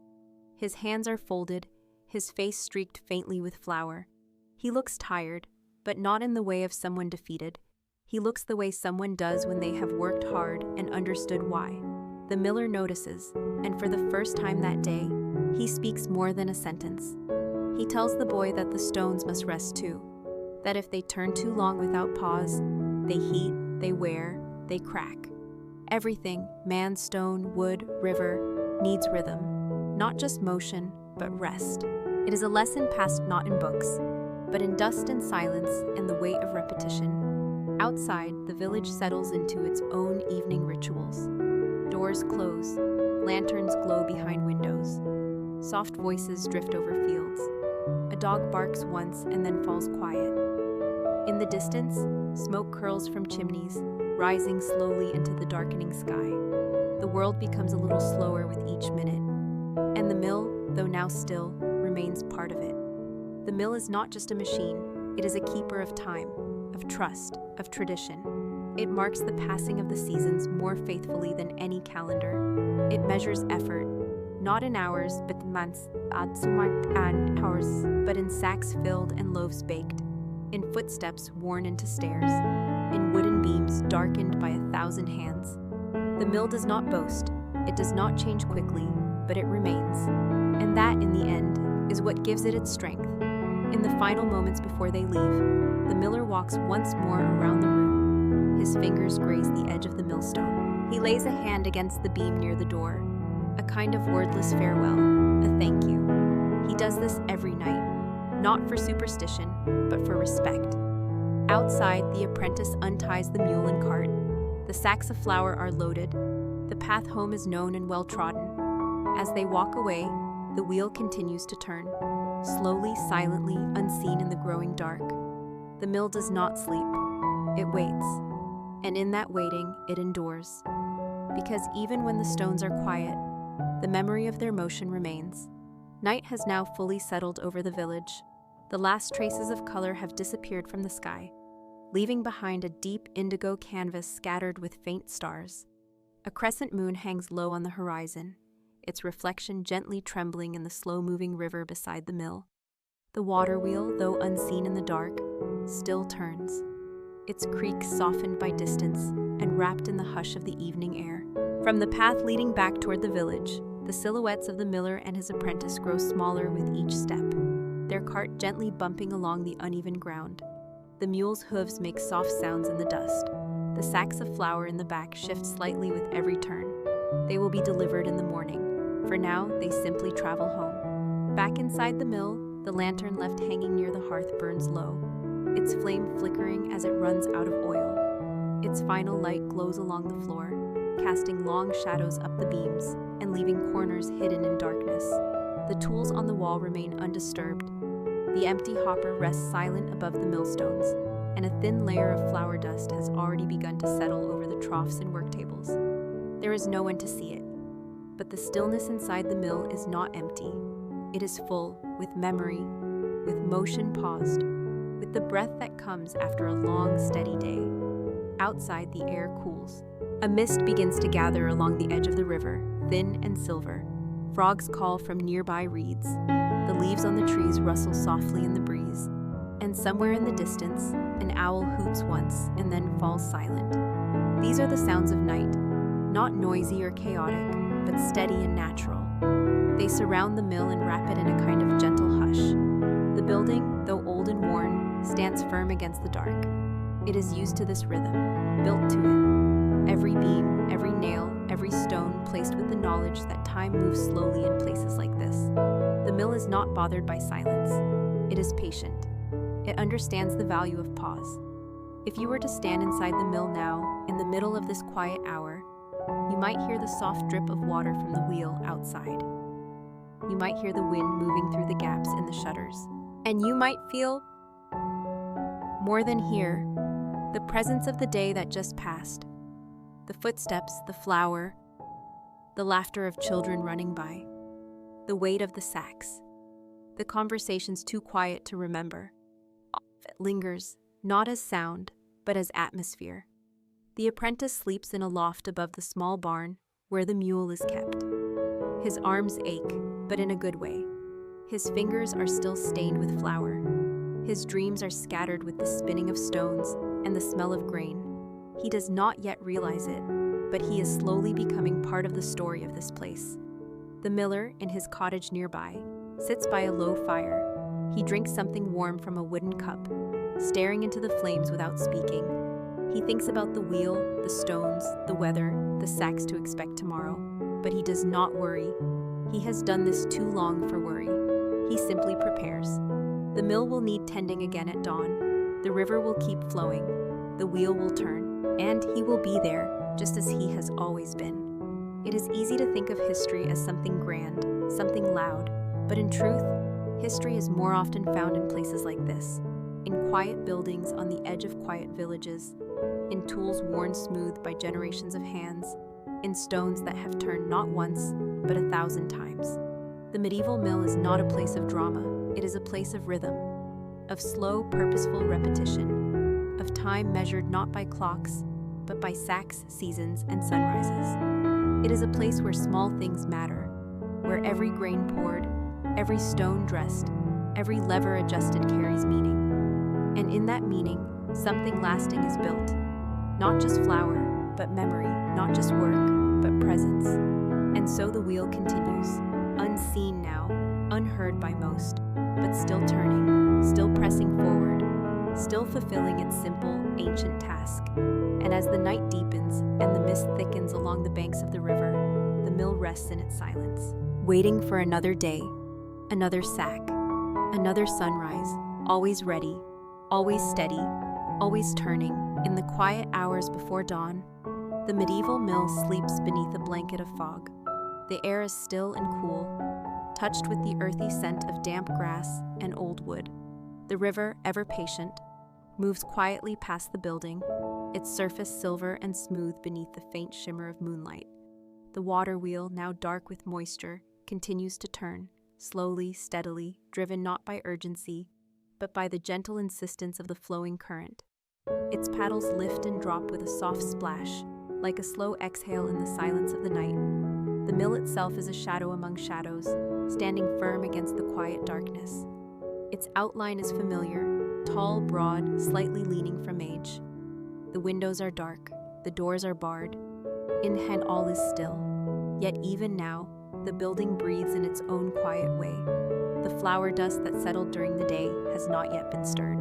The tools rest in their usual places, untouched. The grindstones are motionless, but they hold the warmth of memory, the friction of the day's work, the sound of grain crushed into nourishment, the weight of countless hours pressed into stone. In the nearby cottage, the miller wakes before the sun. He moves slowly, careful not to wake the others. His footsteps are soft against the wooden floor. He washes his hands in cold water, wraps his cloak around his shoulders, and steps outside into the pale darkness. He walks the path to the mill by habit, not by light. He does not need to see. His feet know the stones. His hands know the latch. He reaches the door and lifts the wooden beam with a gentle creak. In it, the air welcomes him like an old friend, familiar, cool, and filled with silence. He lights a lantern, the soft flame casting golden light along the beams. Shadows stretch and shrink as he moves through the space, checking the stones, adjusting the levers, listening to the sound of the building waking up. The mill does not rush. It stirs slowly, like a beast rising from sleep. Outside, the sky begins to brighten, not with color, but with the fading of darkness. A pale blue creeps across the eastern horizon. Birds begin to stir, leaves rustle faintly, and the wheel turns on.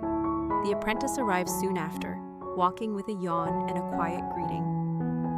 He helps stoke the hearth, though there is no fire needed for the mill. It is simply part of the morning ritual. A small warmth to take the edge off the cold. They speak little. Words are not needed. The sacks from yesterday still rest by the wall, ready for delivery. A few are already gone, collected by villagers in the early hours before the fields call them away. New sacks arrive, brought by quiet hands. Some are carried in with care. Others are left by the door with tokens tied to their seams. Colored twine, carved wooden discs, small feathers. Each token tells a story. Each sack carries more than grain. As the sun rises higher, light filters through the shutters. The mill awakens fully. The hopper is filled again. The lever is pulled. The wheel outside hums into motion, and the stones begin their slow turn once more. The familiar sound returns. Grain sliding into stone, flour falling into the trough, the rhythm of work beginning again. It is a sound that blends into the landscape, like wind through trees or water over rock. The village depends on this place, not just for bread, but for stability, for rhythm, for something that continues even when other things change. In times of plenty, the mill works without pause. In times of hardship, it slows but does not stop. It waits. It endures. It carries the memory of every season, every harvest, every hand that has passed through its doors. By midday, the work is steady. The apprentice works the pulley system, guiding new sacks into the loft. The miller tends to the stones, listening for the smallest change in pitch. The flour flows, the air grows warm, and the dust glows in shafts of light that dance between the beams. There is no clock here, no bell to mark the hour, but the wheel turns, and that is enough. It marks the day in its own way, a slow circle of effort and return, each rotation a step forward, each sack a part of the story. And as the sun reaches its peak and begins its gentle descent, the mill keeps working, not hurried, not still, just steady, just present, just enough. By the time the sun has begun its slow descent toward the horizon, the shadows stretch long across the village, and the golden light of late afternoon settles gently over the land. Inside the mill, the air is warm and thick with the scent of ground grain and aged wood. The flour dust catches the sunlight filtering through the cracks between the boards, creating thin ribbons of gold that dance with every movement. The wheel continues its steady rhythm, turning patiently in the river's quiet current. Its groan is softer now, perhaps from the warmth, perhaps from the long day already lived. No one questions it.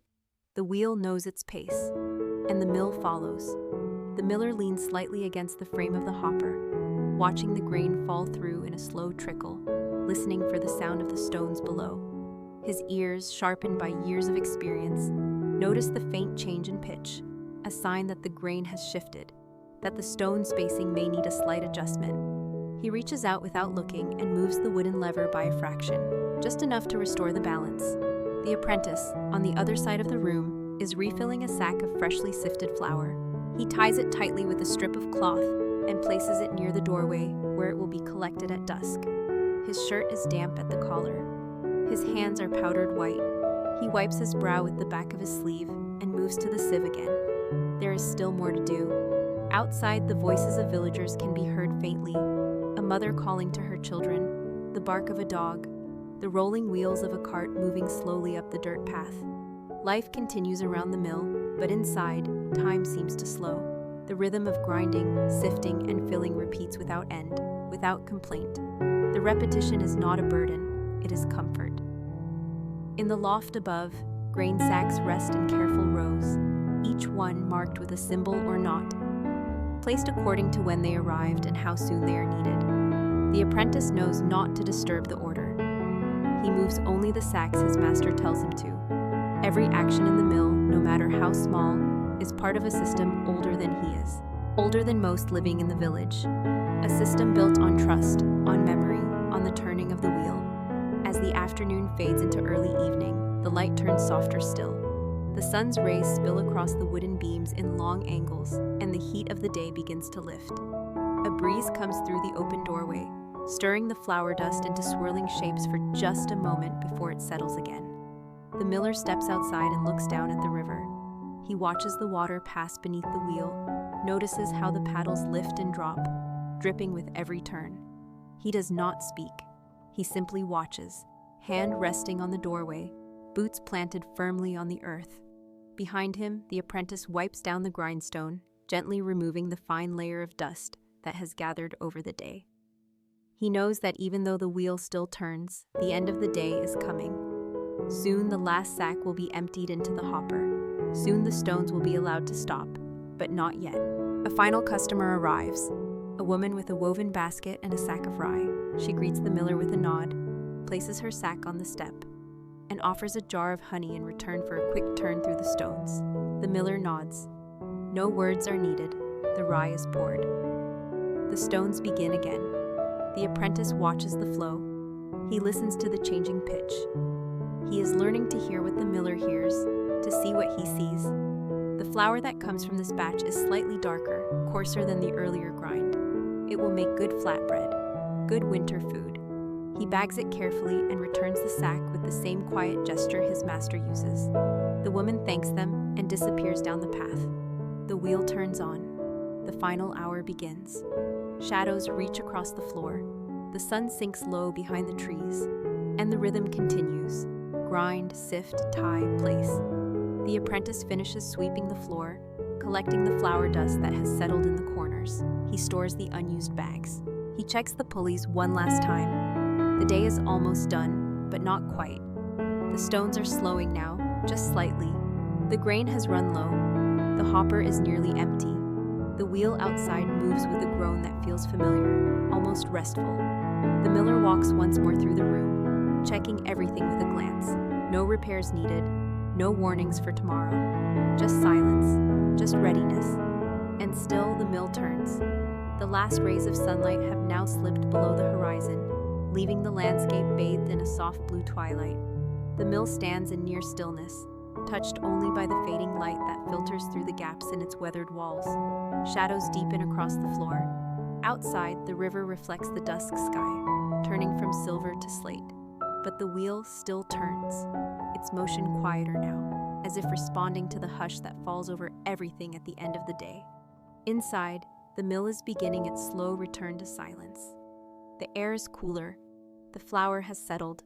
The final grain has passed through the hopper, leaving only the hum of the stones winding down, their revolutions growing gradually softer. The apprentice, dusty and quiet, ties the last sack of flour for the day and sets it by the door. His movements are slower now but deliberate. He wipes his hands on his apron and reaches for the broom to give the floor one last sweep. Every step he takes leaves a faint imprint in the thin layer of dust. He moves without speaking. The miller, standing by the far wall, begins the process of closing up. He tightens the lever that controls the feed chute. He places a small wooden wedge beneath the millstone to keep it from shifting overnight. He checks the gear teeth, smooth with wear but still strong, and makes a mental note to oil them again tomorrow morning. Nothing is rushed. Nothing is forgotten. This quiet routine has been repeated more times than either of them could count. Above them, the loft grows dim. The grain sacks are lined in shadow, their cloth faded and wrinkled, the ties curled at the ends. A soft creak from the rafters reminds them that the wood, too, is alive in its own way, shifting gently with the change in temperature as the night begins to deepen. A lantern is lit again, its flame dancing just above the floor. The glow spreads out slowly, illuminating the tools on the wall, the sieves, the scoops, the carved wooden tokens used to mark each family's grain. All are left in their place, unchanged. The lantern also catches the faces of both miller and apprentice, casting them in warm amber light. They are quiet, not tired in the way of exhaustion, but in the way of completion, the way one feels after a full day of useful work. Outside, the village has quieted too. The sounds of animals bedding down, of shutters being closed, of voices lowered for the night, have all faded into a gentle murmur. A single dog barks in the distance and is quickly hushed. Somewhere, a lullaby is sung. The river's motion, eternal and slow, is now the loudest sound, its surface brushing against reeds and stone with soft persistence. The mill's wheel continues to turn, but its rhythm is different now. More tired, more worn, but still faithful, still turning. The apprentice finishes sweeping and hangs the broom back in its place. He leans against the doorframe, looking out into the blue, dark landscape. Mist gathers along the water's edge. The fields beyond the mill fade into shadow. He says nothing, but he sees everything. The quiet, the stillness, the feeling of being part of something old and important. Behind him, the miller extinguishes the lantern with a soft puff. Darkness slowly reclaims the room, but it feels gentle, not empty. The last bit of light outside fades from blue to gray, then to black. The moon rises higher now, casting a silver sheen on the turning wheel. Its motion becomes less visible, but no less present. The mill has entered its night form, slower, silent, but alive. The apprentice gathers his things and follows the miller out. The door is closed gently behind them. The heavy wooden bar is set in place. A final glance, a nod. The path home is quiet, lined with soft grass and the occasional flicker of a fire still burning in a distant window. They walk side by side, saying little, the sound of their boots muffled by the earth. Behind them, the mill watches. It does not sleep, not in the way people do. It waits. The flour inside will cool. The tools will rest. The stones will settle into their stillness. But the memory of motion remains. The wheel continues to turn in the dark.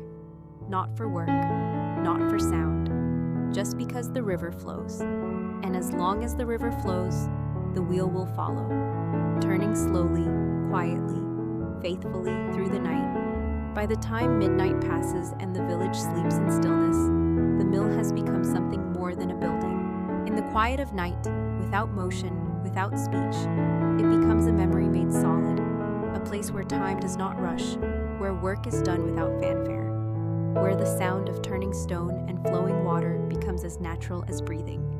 The world outside turns cold. Mist gathers once more along the river, thick now, blurring the edges of the banks and softening the outlines of trees and stones. The water wheel, still creaking quietly in the dark, catches droplets of mist that cling to its wooden arms before falling again into the black water below. It is a sound that goes unnoticed by all who sleep, but it is a sound that has never stopped. Inside the mill, the flour has cooled. The tools rest in their places, untouched since the last task. The sweep of the apprentice's broom is still faintly visible on the floor. The scent of rye and oats and earth lingers in the rafters, mixing with the scent of old wood and river stone. Even without footsteps or voices, the space feels full, filled with the weight of repetition, of presence, of memory. The grindstones, now at rest, carry thin lines carved deep from years of motion. These grooves are invisible in the dark, but they hold the record of hundreds of harvests. Each one was different, some abundant, some poor, but all passed through these stones just the same. Each season left behind a trace. The same is true of the miller, and of the apprentice, and of the many hands who came before. They are not named, their stories are not written in books, but they live here, in the habits, in the walls, in the quiet work that continues year after year. At the edge of the village, the miller stirs from sleep. He wakes easily, not from alarm, but from routine. The older he gets, the more he senses the rhythm of the days before they arrive. He rises, dresses, and lights a small oil lamp. The flame is steady, soft. He does not rush. The apprentice sleeps still in the loft beside the barn, wrapped in a coarse blanket. His dreams are filled with the wheel, the river, the heavy groan of timber. When he wakes, he will dress in the dark and walk the same path as yesterday, and the day before, and the day before that, but not with boredom, with purpose, with understanding, with quiet pride. The path to the mill is damp beneath their boots. The grass bends with moisture.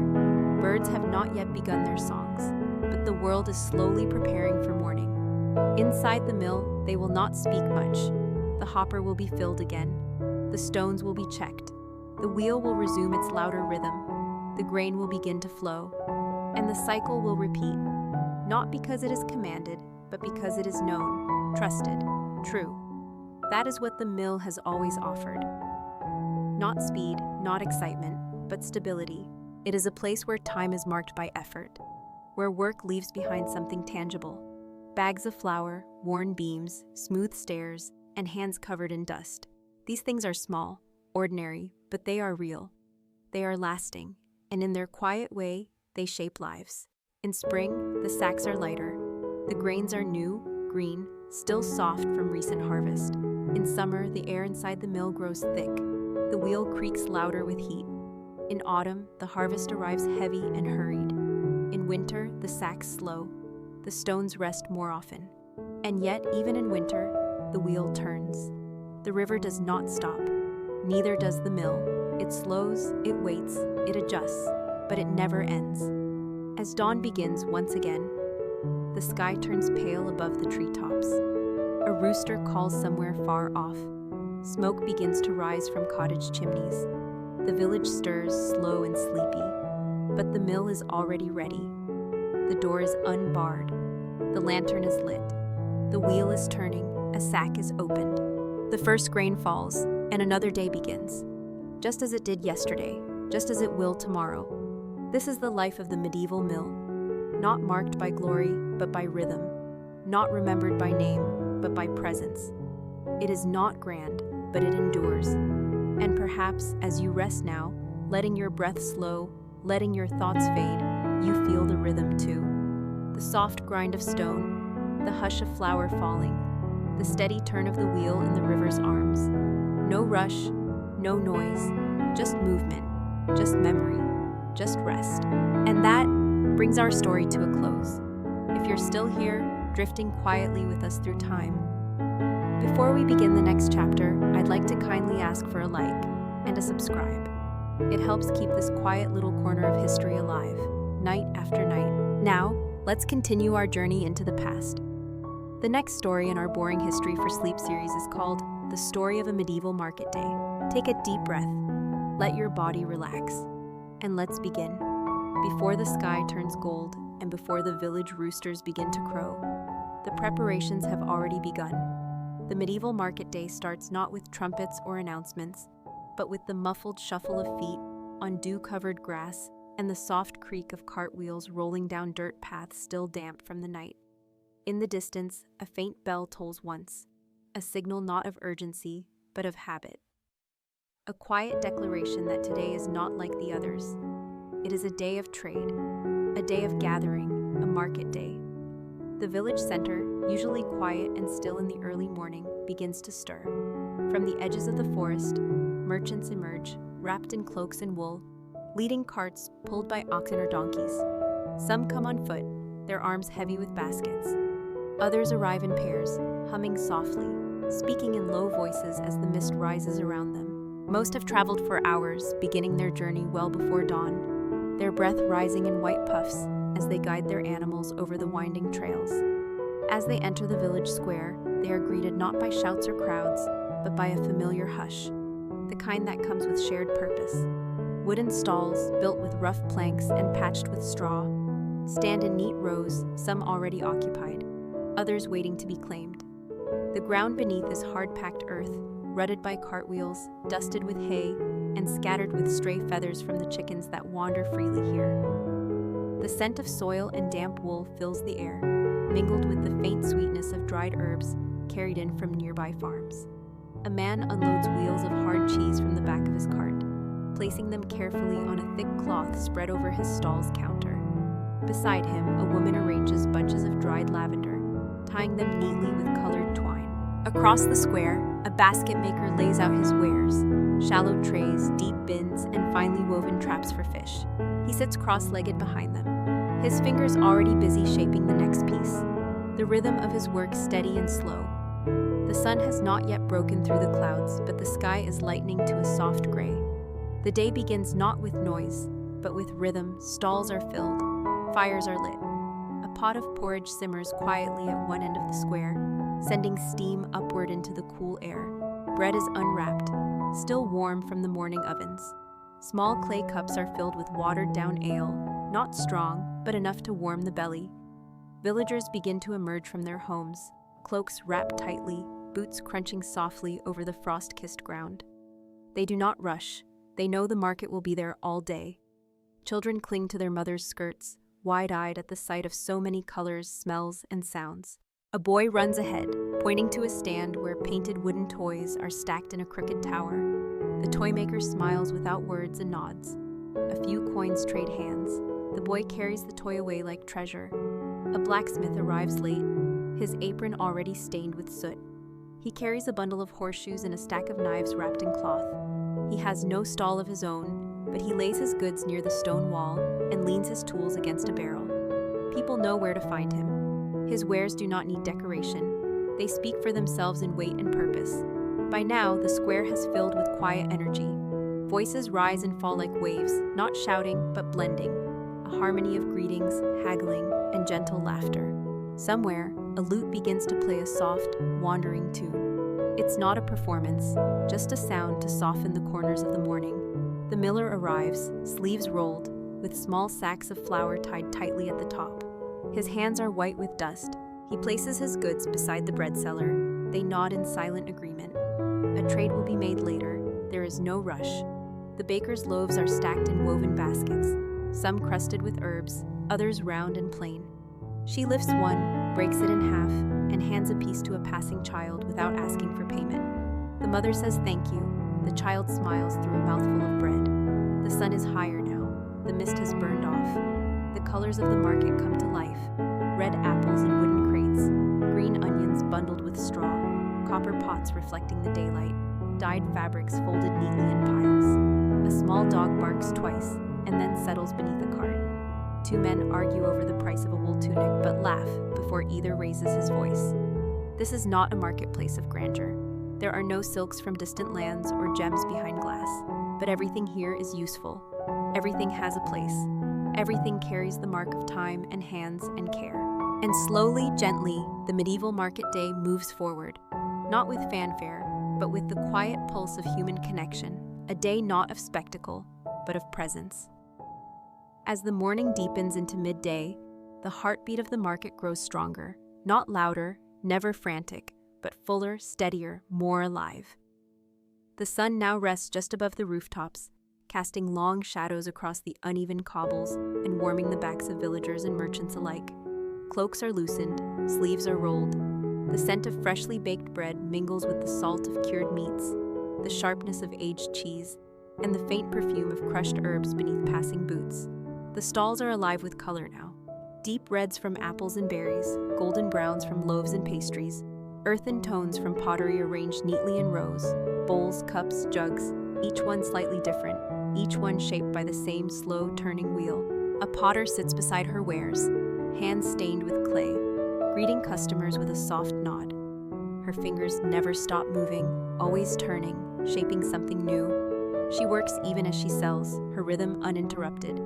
Near the center of the square, a man stirs a large iron pot hanging over a small fire. The smell is savory and familiar. Lentils, garlic, onions, simple hearty fare. Villagers line up, bowls in hand, some offering coins, others bartering. A shoemaker accepts a bowl in exchange for a small leather repair. No one keeps exact track. Trust here weighs as much as silver. Children gather around a woman seated on a wool blanket. She has no stall, only a basket filled with small carved figures, animals, saints, tiny towers, and houses, each no larger than a thumb. She tells quiet stories as she sells them, pointing to each shape with a smile. The children listen closely, eyes wide, even if they've heard the stories before. It is not the novelty they seek, it is the comfort, the familiarity, the story they already know.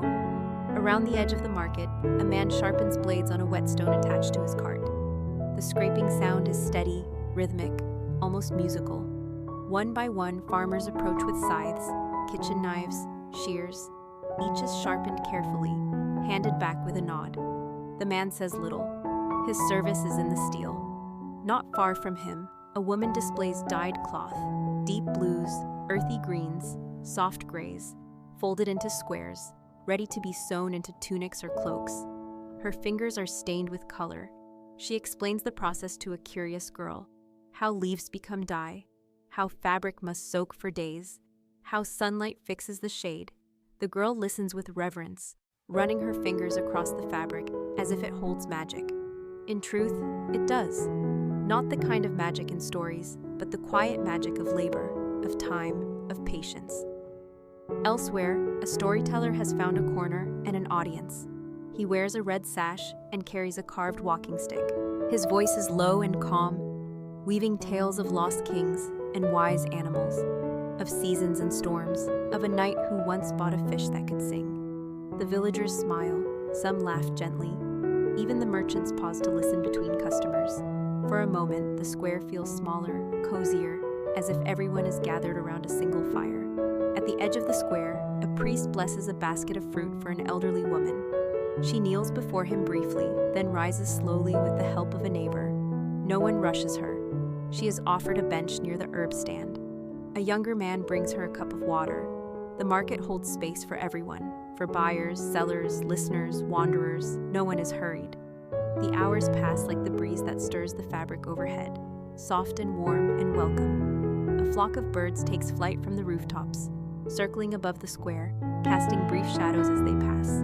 The apprentice baker returns with a second basket of rolls. The cloth cover is still warm. He places it beside the others and steps back, his job done, his part played. Not every hand in the market sells. Some only deliver, some only carry, but all are needed. Across the square, the blacksmith has finished his last trade for the day. He packs his tools slowly, wrapping them in cloth and tying them with worn leather cords. A young boy helps him without being asked. It is not an errand, it is a lesson. The sun begins its slow descent. The angle of the light softens, turning everything a little more golden, a little more quiet. But the market still moves, still breathes. Trade is not yet done. Stories are not yet finished. There is time. Always in places like this, there is time. As afternoon begins to settle in and the sun hangs lower in the sky, the medieval market continues with its slow and steady pulse. The earlier bustle has softened now, not disappeared, but mellowed, like a fire that has burned hot in the morning and now glows with a quieter heat. There is a kind of comfort in this time of day. The crowd moves slower, the conversations grow more gentle. The faces in the square begin to carry the contentment of full baskets, warm bellies, and trades fairly made. A breeze picks up through the village, rustling the fabrics tied overhead between the stalls. Shade cloths of simple linen, dyed in faded colors, fluttering softly like sails in the wind. The breeze carries the sense of the market across the square. Baked bread, roasted nuts, crushed thyme underfoot. A hint of wax and smoke from the candlemaker's corner. A butcher carefully wipes down his wooden table, wrapping the last of his salted meats in cloth and tucking them into a chest. His day is nearly done. He has sold enough, bartered more, and shared what remained with the boy who sharpened his cleaver earlier in the morning. Nearby, the tanner stands beneath his makeshift canopy, his hands stained dark with dye and oil, displaying belts, pouches, and thick gloves. He speaks with a quiet patience, not pushing his goods, simply answering questions, letting the weight of the leather and the detail of the stitching speak on his behalf. He knows that the market rewards steadiness more than charm. People come back to those they trust. A young girl offers a handful of eggs in exchange for a simple comb carved from horn. The merchant accepts, wrapping the comb in a strip of cloth before placing it in her palm. She curtsies shyly and walks off, holding the package with care as if it were something far more precious. No coin changed hands, but the exchange is as real as any. Two older women sit at the edge of the square, beneath the shade of a tree, mending torn cloaks and tunics brought in by passing farmers.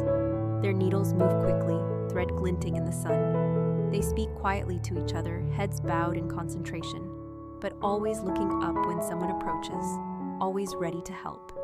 Their stitches are firm, their prices fair. For them, the market is not about novelty. It is about usefulness. The bell that rang once in the morning rings again now, this time not to signal the beginning of trade, but to remind all that the day is fading. It is not a call to leave, but a suggestion, a gentle one. There is still time, but not much. Merchants begin to pack slowly, folding cloths, stacking crates, brushing dust from their displays. Some will stay until the last bit of light has left the square, hoping for one more sale. Others begin to wander, looking to exchange unsold goods with fellow traders. Bread for candles, soap for flour, cloth for smoked fish. No one leaves with empty hands.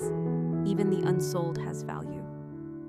At the well near the center of the square, a group gathers for water. Buckets are passed, filled, splashed, and spilled. Children laugh as they chase each other, muddying their boots and falling into the dust. A father shakes his head but smiles, lifting one onto his shoulders as they return home. The warmth of the sun still lingers on the stone walls of the nearby houses, and the shadows stretch longer across the square. A man with a lute has found a quieter tune now, one with fewer notes, more space between chords. His melody drifts between the stalls like smoke. Not many stop to listen anymore, but no one asks him to stop. His music is part of the place now, a reflection of the day as it winds down. In a small corner of the market, a mother sits cross-legged on a wool mat, braiding her daughter's hair while speaking to a neighbor. The little girl eats an apple, its juices sticky on her fingers, her cheeks red from the sun. Her eyes begin to close between bites. She leans against her mother's arm, and the braid remains unfinished. But no one minds. The market accepts tiredness. It understands. A rooster crows once, confused perhaps by the light. The smell of wood smoke begins to rise from chimneys just beyond the square. It is almost evening, not quite, but almost. And the medieval market, though still alive, is beginning to close its eyes, slowly, gently, like everything else in this world that knows not to rush. As the sun dips lower behind the hills, the golden glow of late afternoon begins to soften into the quiet colors of evening. The medieval market, once humming with the slow rhythm of trade and chatter, now begins to exhale. It is not an abrupt ending, but a gentle winding down. The energy remains, but it grows thinner, stretched across the square like the last beams of sunlight, stretching across rooftops and woven canopy cloths. Merchants are now packing their goods with practiced care. Baskets are stacked, bolts of cloth are rolled and tied, dried herbs are bundled and tucked into carts. Tools are wiped and wrapped, carefully arranged so they can be found easily again tomorrow or the next market day. Some sellers hum softly as they work, their hands moving with muscle memory, their thoughts already on the road home. Children sit at the edges of stalls, their legs tired, their small hands holding the day's treasures, a carved figure, a new ribbon, a piece of sweet bread, half-eaten and forgotten. The children do not yet understand the value of coin or trade, but they feel the specialness of this day. They feel the slowness that comes at the end of something full. Near the far end of the square, a baker counts what remains. Only a few loaves, a single twisted pastry, a small round cake. She wraps them in cloth and places them carefully in a basket. What does not sell will feed her family. What cannot be kept will be shared with the poor. Nothing is wasted. Across the way, the blacksmith has already loaded his cart, his apron folded neatly over the bench where he spent most of the day. He speaks for a few moments with another merchant, trading a tool in exchange for a small coil of rope. No paperwork, no contract, just a handshake and trust. As he turns to leave, a boy runs up to return a hammer accidentally left behind.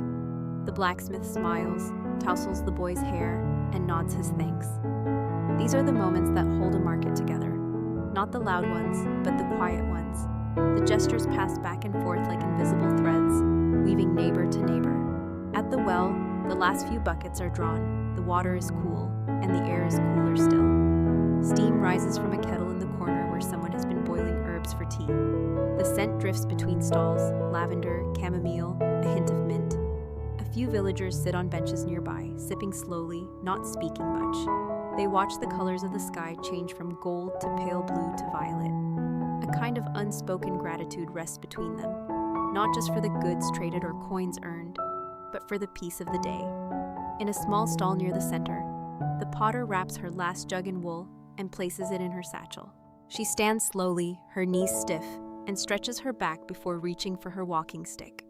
Her hands are rough with clay, her nails stained, but her heart is full. She sold enough today to buy oil and barley for the week, and even if she hadn't, she would return next time.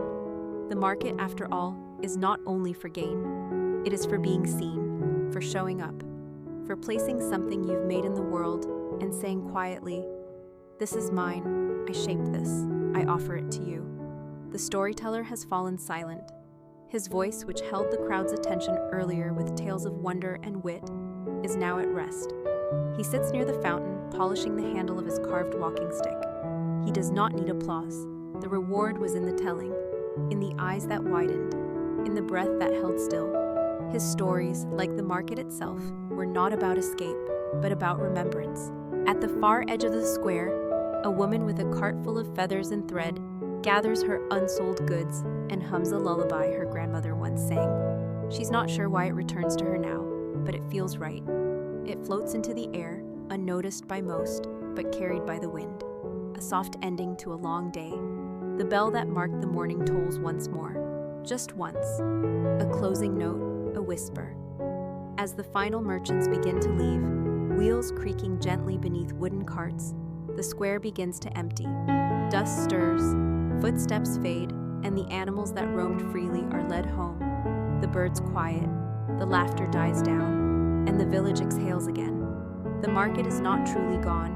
It lives in the sacks carried over shoulders, in the smells that linger on cloaks, in the stories children will tell as they fall asleep. And it waits. It will return, just as the wheel turns, just as the sun rises, just as the slow, steady rhythm of life continues beneath the noise. The medieval market is never just a place. It is a pattern, a promise, a presence. As night begins to fall, the medieval market square transforms once again. The wooden stalls, once bustling with the color and movement of the day, now stand quiet and still, their shadows stretching long across the cobblestones. A soft hush settles over the village as the sky deepens into a velvety blue, tinged with the last hues of rose and amber. The torches are lit one by one, flickering gently in their sconces, casting golden light that dances on the stone walls of nearby cottages and shops. The flames crackle softly, adding a faint whisper to the silence, like a final song before sleep. Most of the merchants have already departed, their carts rolling slowly down worn dirt paths toward farms, cottages, or distant hamlets beyond the forest. But a few linger longer, those who have nowhere to hurry to, or who simply enjoy the lingering warmth of the shared day. An old couple sits beneath a canopy, sharing the last of their bread and cheese on a wooden board between them. They do not speak much. Years together have made silence its own kind of language, but their comfort in each other's presence is clear in every slow motion, every gentle glance. Nearby, the cooper who spent the day demonstrating how to bind barrels sits cross-legged on the ground, polishing the iron hoops that held his barrels tight. He hums an old work tune under his breath. It's a song he learned from his grandfather, passed down through years of splinters and sawdust. No audience remains, but the tune still comes. He does not need anyone to listen. He only needs to remember. In a corner near the well, a young girl sweeps the last of the hay and dust from the walkway. She's not a vendor, not a performer, not anyone people remember by name. But she comes every market day to help clean the square. In exchange, the baker gives her a sweet bun, and the potter sometimes lets her press her fingers into soft clay. Tonight, the sweep of her broom is rhythmic, calming. She moves like the dusk itself, quiet, constant, unseen. Farther down the square, a group of tired horses stand tethered to a post, their heads low, their breath soft and steady. One of the stable boys brushes their flanks with slow, methodical strokes, whispering nonsense words to them. Not commands, not prayers, just sound to keep them calm. The animals understand more than people think. They know the end of a day. They know when the world softens, and they wait patiently for rest. The scent of the market lingers in the cool evening air. Roasted chestnuts, honeyed pastries, fresh herbs, oiled leather, smoke from hearths and braziers. It mixes into something that cannot be bottled or carried home, something that only lives at the close of a day like this. A boy wanders the empty square with a small wooden flute. He plays not to perform, but to explore the echoes between buildings. His notes are hesitant, uncertain, but carried by the breeze. They sound older than him, like the echo of some forgotten tune. He walks slowly, pausing between phrases, listening to the reply of the stones. His music is not meant to last.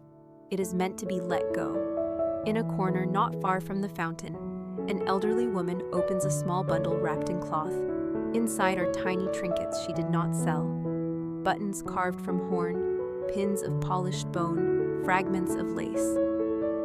She picks one up, smiles faintly, and then places it gently beside the fountain. A gift for someone who may need it tomorrow, or for no one at all. Just an offering, a thank you. From a window high above the square, a candle flickers behind a wooden shutter. Someone watches, perhaps a storyteller, gathering pieces for the next tale, or a lonely widow, remembering the markets of her youth, or perhaps just a child who cannot sleep, lulled by the hush of voices and footsteps below. Whoever it is, the flicker remains, a small star watching over the quiet world below. Time slows even more. Conversations fade to murmurs. The clinking of tools and crates becomes more spaced out, more distant. The sky grows darker, and above the rooftops, the first stars appear, timid, pale, like shy guests arriving late to a gathering. One by one, the market square empties. What remains is not emptiness, but stillness, a stillness full of memory. The stories of the day hang in the air like the scent of spice or smoke, unseen but deeply present. And though the market is gone, its rhythm continues, in footsteps, in breath, in dreams, for tomorrow will come. The stalls will rise again, the sun will spill over the hills, and the world will begin once more, gently, quietly, faithfully. Long after the market has faded into silence, the village itself breathes in a slower rhythm. The pathways once crowded with carts and chatter are now pathways for wandering thoughts. The stone walls of buildings, warmed all day by sunlight, now release that stored warmth back into the night, like a quiet farewell to the hours just past. In one house, a baker cleans her tools with steady hands, brushing flour from a wooden paddle, wiping traces of dough from a smooth stone countertop. She doesn't rush. The day was long, but not unpleasant. There's a rhythm in the cleaning, in the folding of cloth, in the stacking of trays. It is the gentle punctuation at the end of a story. Outside, her cat curls beside the doorstep, tail flicking now and then in time with some invisible music only felines understand. A little farther down the path, the blacksmith's forge still holds the faintest red glow. Though the fires are out, the coals whisper warmth. His tools hang in perfect order, lined like silent soldiers on a wall of worn wood. There is pride in that order. Not loud pride, not boastful, but a quiet, durable pride that comes from work well done. The forge, like the man who uses it, does not ask to be seen. It only asks to be steady. Elsewhere, a seamstress draws closed her shutters. The candle beside her trembles in the draft, but holds its flame. Threads still hang from her basket, and needles rest on fabric marked by chalk lines and fingerprints. She leaves them there. Tomorrow is another day. No need to hurry. Her hands are tired, but her heart is calm. The village inn, once full of noise, now glows softly from its windows. A few travelers remain at the tables, their words low, their drinks forgotten as stories wander and wind down like music played too long. The innkeeper wipes the counter with the same cloth he's used for years and listens, not to the stories, but to the silences between them. He knows that people speak the most in what they don't say. Above the inn, in the rooms where guests have found rest, soft snoring begins to rise, a kind of music only nighttime knows. Some sleep deeply, worn out from travel. Others lie still, awake, staring into the dark, thinking of people far away or paths not taken. But all of them are safe here.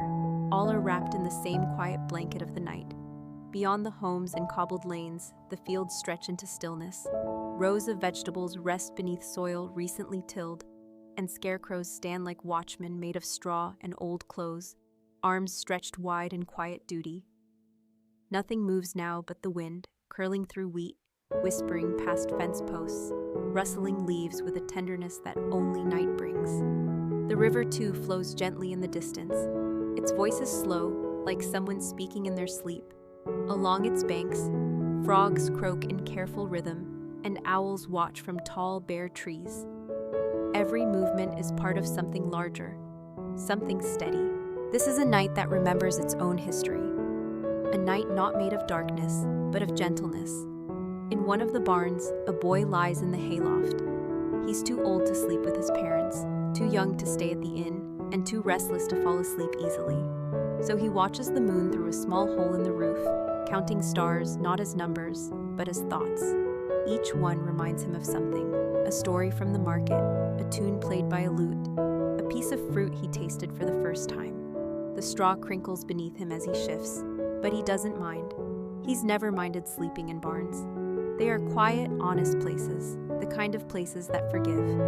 On the edge of the village, a shepherd leans against a fence post, watching his flock settle. The sheep bleat softly now and then, but they too are tired. He adjusts his cloak, not for warmth, but out of habit. His dog rests at his feet, ears twitching in sleep. The shepherd hums a tune that is neither cheerful nor sad, just something to fill the space.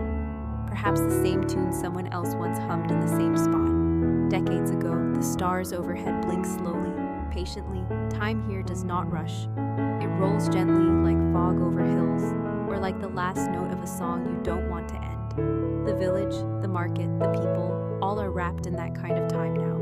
A time that asks for nothing but stillness, the kind of time that dreams are made from. In the earliest hours before dawn, when the stars have begun to fade, but the sky has not yet claimed its morning hue, the medieval village rests in a breathless pause. It is a time between times, a space not quite night and not quite morning. The silence is profound, not empty, but full of things left unsaid by the passing day. Smoke does not yet rise from chimneys, nor do footsteps echo on stone paths. Even the roosters, known to crow with relentless enthusiasm, seem to hold their breath. The thatched roofs glisten faintly with dew, a soft silver sheen that vanishes with the sun's first glance. In this suspended moment, the market square, so full of life just hours ago, has become something entirely different. The wooden stalls are bare, save for the odd apple crate or forgotten cloth. The ground still holds the faint scent of bread, roasted meats, crushed herbs, and the worn leather of countless boots. But now the air is cooler, lighter, tinged with the distant promise of a new beginning. A solitary figure walks through the square.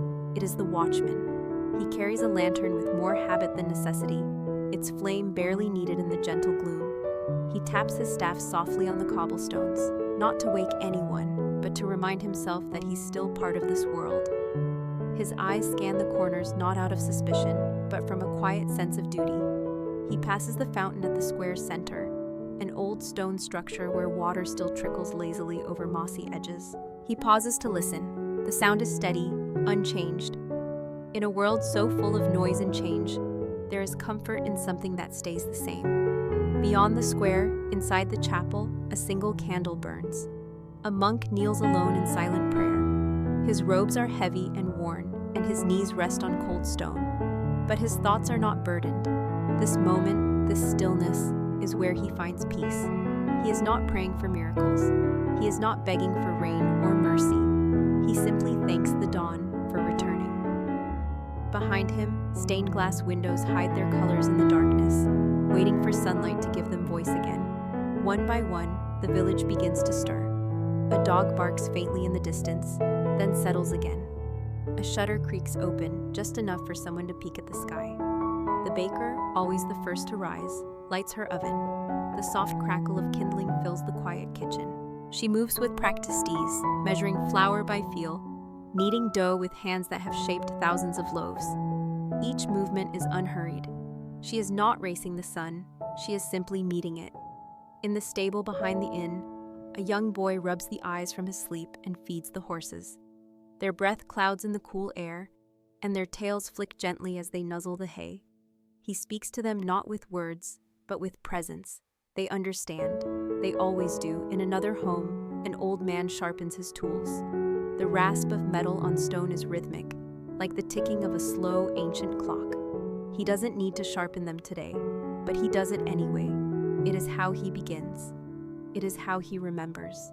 As the first light of morning kisses the edge of the rooftops, the village becomes golden. Not a harsh gold, not dazzling, but soft like old parchment or worn coins. Chickens begin to stir in their coops, and children, reluctant at first, roll from their straw beds. A mother boils water. A father tends to the fire. These acts are sacred in their simplicity. Outside, the cartwheels begin to roll again. A merchant from a neighboring village arrives early, his wagon creaking, pulled by a gray mule with tired eyes. He hums a tune, not because he's happy or sad, but because it's what he's always done on market days. His breath mists in the morning chill. As he unpacks his cart, jars of honey, bolts of fabric, dried figs, the village begins to come alive, but not with noise, not yet. With motion, with breath, with the quiet rituals that form the spine of every day. The market will return, of course. The stalls will fill, the laughter will rise, the stories will begin again. But for now, in this gentle space between sleep and sun, the village offers something rare, a perfect, peaceful pause. And in that pause, history breathes. Not through kings or battles, not through scrolls or swords, but through bread, through water, through a candle's flame, through the small things that no one ever writes down, but which carry the world from one day to the next. As the first full light of morning gently sweeps across the rooftops, the market square slowly shifts from silence to movement. Not abruptly, not loudly, but like a tide quietly creeping in, soft and inevitable. Shadows grow shorter, and the golden hue of sunrise gives way to a brighter, more familiar daylight. One by one, shutters open, doors creak, voices begin to rise, not in excitement or urgency, but in the calm rhythm of routine. The baker sets out her warm loaves on a cloth-draped table, the crusts still steaming, their scent wrapping around the square like a comforting shawl. Her daughter, no more than 10 years old, places small bunches of herbs into neat bundles beside the bread, thyme, sage, and rosemary, each tied with a strand of twine. Across the square, the cheese seller arrives, carrying heavy rounds of goat's cheese on a wooden tray strapped across his back. His dog trots faithfully behind him, tail wagging, eyes alert. He sets up with quiet determination, wiping the table, slicing small samples with a thin blade. He greets the baker with a nod, then the butcher with a raised eyebrow. Conversations held without words, familiar and easy. The butcher, older than most, hums as he arranges cuts of salted pork and dried sausage links. He places each item with precision, not for show, but because he believes every piece deserves its place. He sharpens his cleaver with a few slow strokes, then sets it down, resting his hands on his hips, watching the square fill.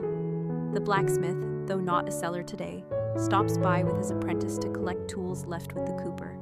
He carries himself with the weight of iron and the patience of fire, his boots leaving small marks on the dirt as he walks. The apprentice, wide-eyed and quiet, takes in everything: the sights, the smells, the way people speak to each other with half-smiles and subtle glances. By mid-morning, the market is alive, not chaotic, never frantic, but alive in that steady, grounded way only small villages know.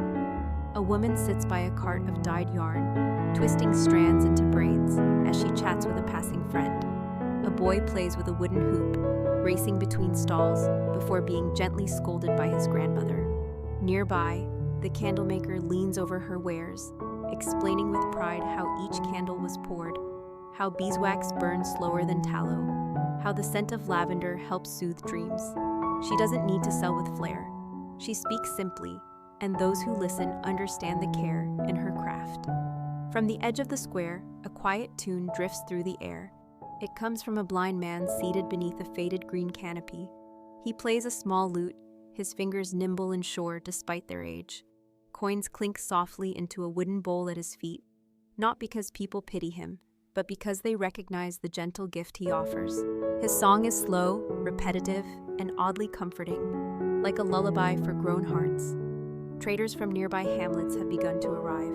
Their carts hold apples, clay pots, bundles of wool, and occasionally exotic goods, glass beads, foreign spices, strange seeds.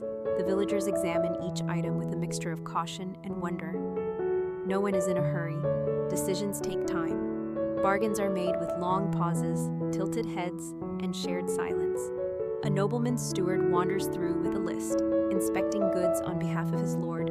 His robes are cleaner, his boots newer, but even he speaks softly here. The market is not a place for command, it is a place for exchange. A man selling scrolls unrolls them with great care. They are not books, not in the modern sense, but scraps of copied prayers, tales, and medicinal knowledge. Some are in Latin, others in vernacular. Few can read, but some villagers buy them anyway, to show visitors or simply to feel closer to something grander. As noon approaches, the scent of cooked food drifts through the square, onions sizzling in fat, lentil stew bubbling over a brazier, flatbreads crisping on heated stones. People gather around a traveling cook's cart, drawn by the smells and the warmth. The cook stirs with a wide wooden spoon, sweat beading on his brow. He serves without looking up, one ladle at a time, nodding in thanks for each copper placed into his bowl. Laughter begins to rise now. Laughter not caused by comedy, but by ease. Children swap trinkets. Friends share sips of cider from the same cup. An elderly couple sits quietly on the steps of the chapel, watching the world move around them, hands intertwined without effort. It is not an extraordinary day. No banners fly, no trumpets sound. And yet, it is precisely in its ordinariness that the day becomes something precious. Because here, under a sky so pale it seems brushed with milk, life moves without spectacle. And that movement, the bartering, the nodding, the stirring, the setting down of cheese beside bread, the folding of cloth, the sharing of music. This is what holds the centuries together. Not war, not crowns, but market days like this, repeated across generations, quiet and enduring, like the heartbeat of a world that remembers how to be still. As the midday sun reached its highest point, the market square settled into a steady hum, not quite quiet, but no longer bustling. The rhythm of the day had reached its middle note, neither the eager anticipation of morning nor the gentle winding down of evening. It was a time of pause, of observation, of slow, thoughtful movements. The air was warmer now, the stones beneath one's feet heated by the sun. A soft breeze drifted through the open square, carrying the mingled scents of bread crusts, wax, smoke, and dust. Not unpleasant, simply ancient, layered, familiar. In the shade of a stone wall, an old tailor adjusted his wooden frame loom, threading dyed wool through with practiced fingers. His stall was quiet, not because no one came, but because those who did stood for a long time, watching him work. He spoke little, only when asked, but the story was in his hands, the way they moved with slow purpose, never rushing, never doubting. Across from him, a woman carved delicate patterns into bars of soap, her stall filled with faint scents of honey, ash, and rose petals. She worked on a small stool, her child asleep in a basket beside her, the baby's breath rising and falling like waves against the sand. She paused often to brush flakes from her lap or smile at passers-by, but she always returned to her craft, gently etching flowers into each bar with a tiny, worn blade. Near the center of the square, the herbalist knelt beside a basket of dried roots and leaves, crushing them slowly with a stone pestle inside a wooden bowl. She mixed feverfew with mint, valerian with poppy seeds. She didn't speak loudly or sell aggressively. Those who needed her remedies knew how to find her, and those who passed by respected her silence. A man approached with a limp, and she gestured for him to sit. He did so slowly, and she offered him a small cloth of comfrey paste to wrap around his knee.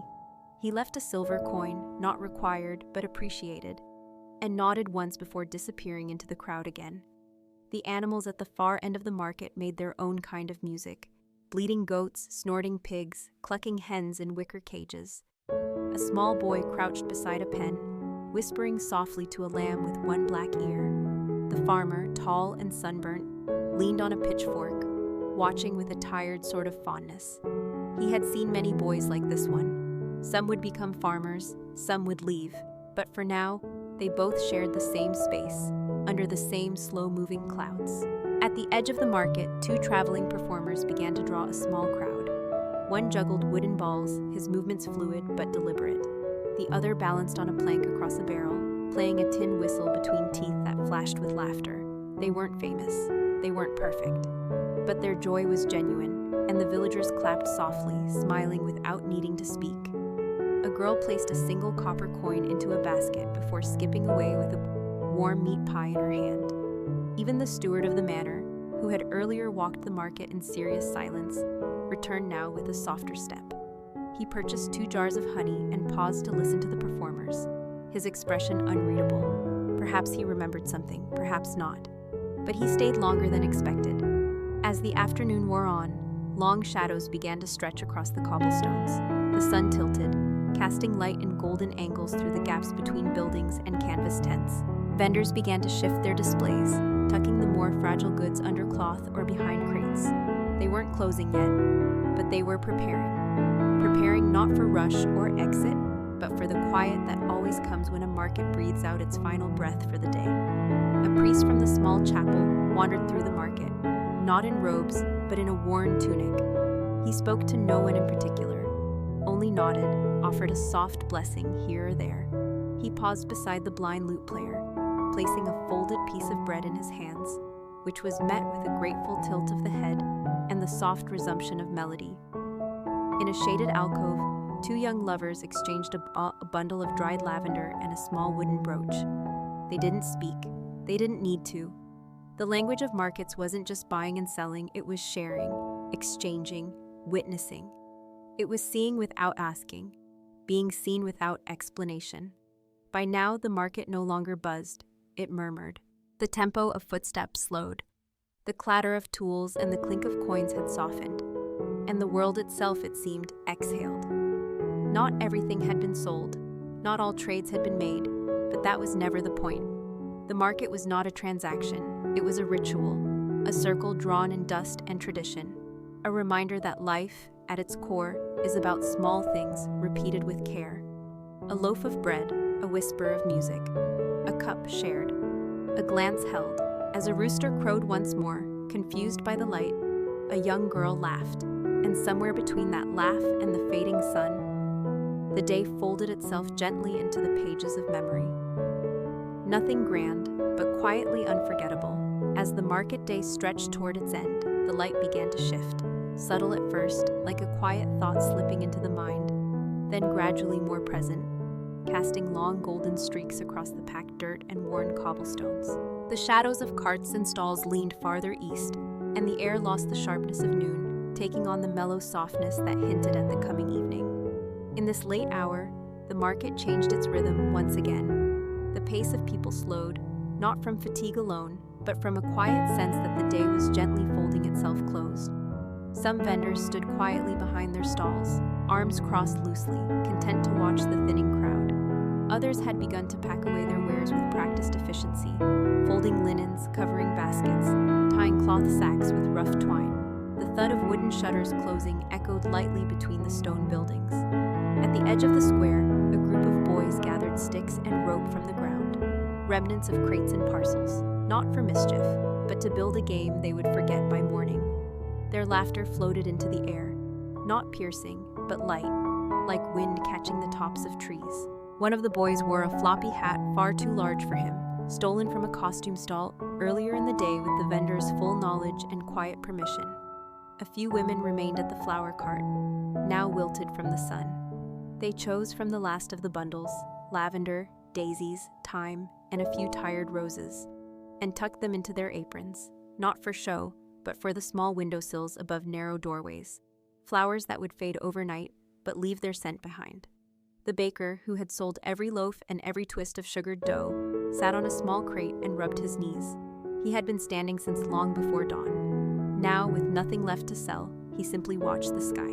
He had no urgent thoughts, no plans, just the ache of a good day's labor and the peace that followed it.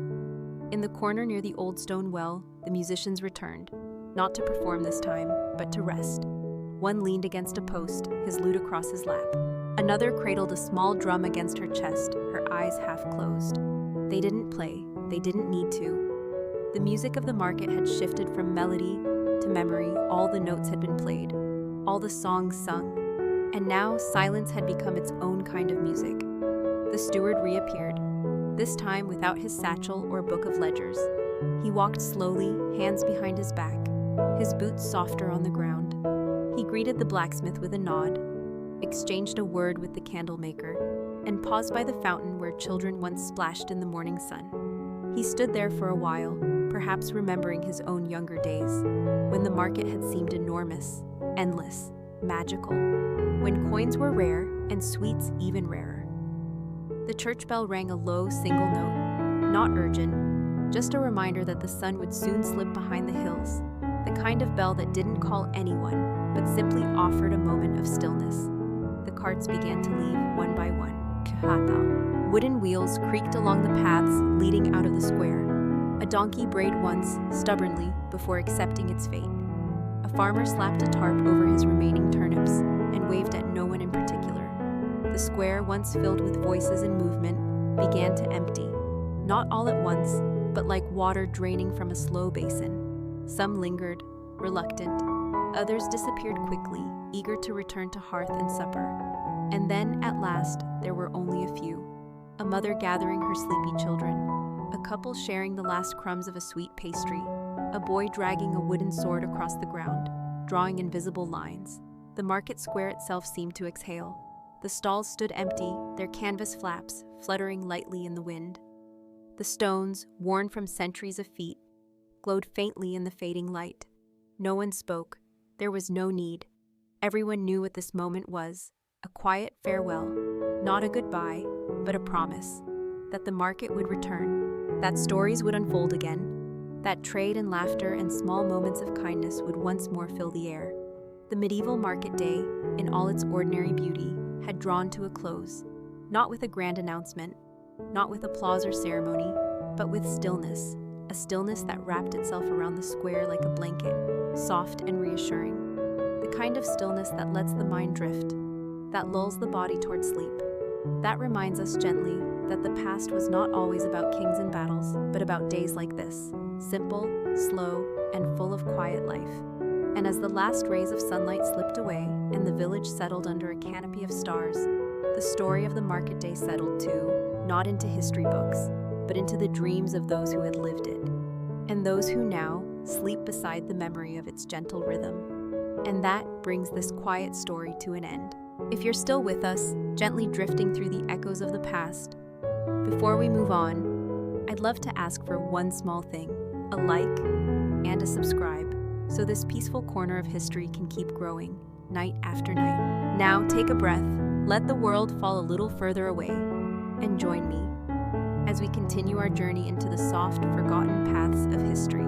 The next story in our Boring History for Sleep series is called The Pilgrimage Routes of Quiet Devotion. Let's begin. In the early light of a spring morning, before the birds had fully woken and long before the sun had cleared the tree line, a faint trail could be seen winding across the countryside.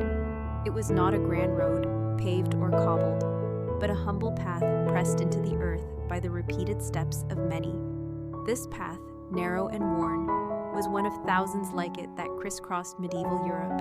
Routes traveled by those on pilgrimages, quietly seeking solace, healing, forgiveness, or simply a closer presence to the divine. These pilgrimage routes were not marked by flags or stone signposts.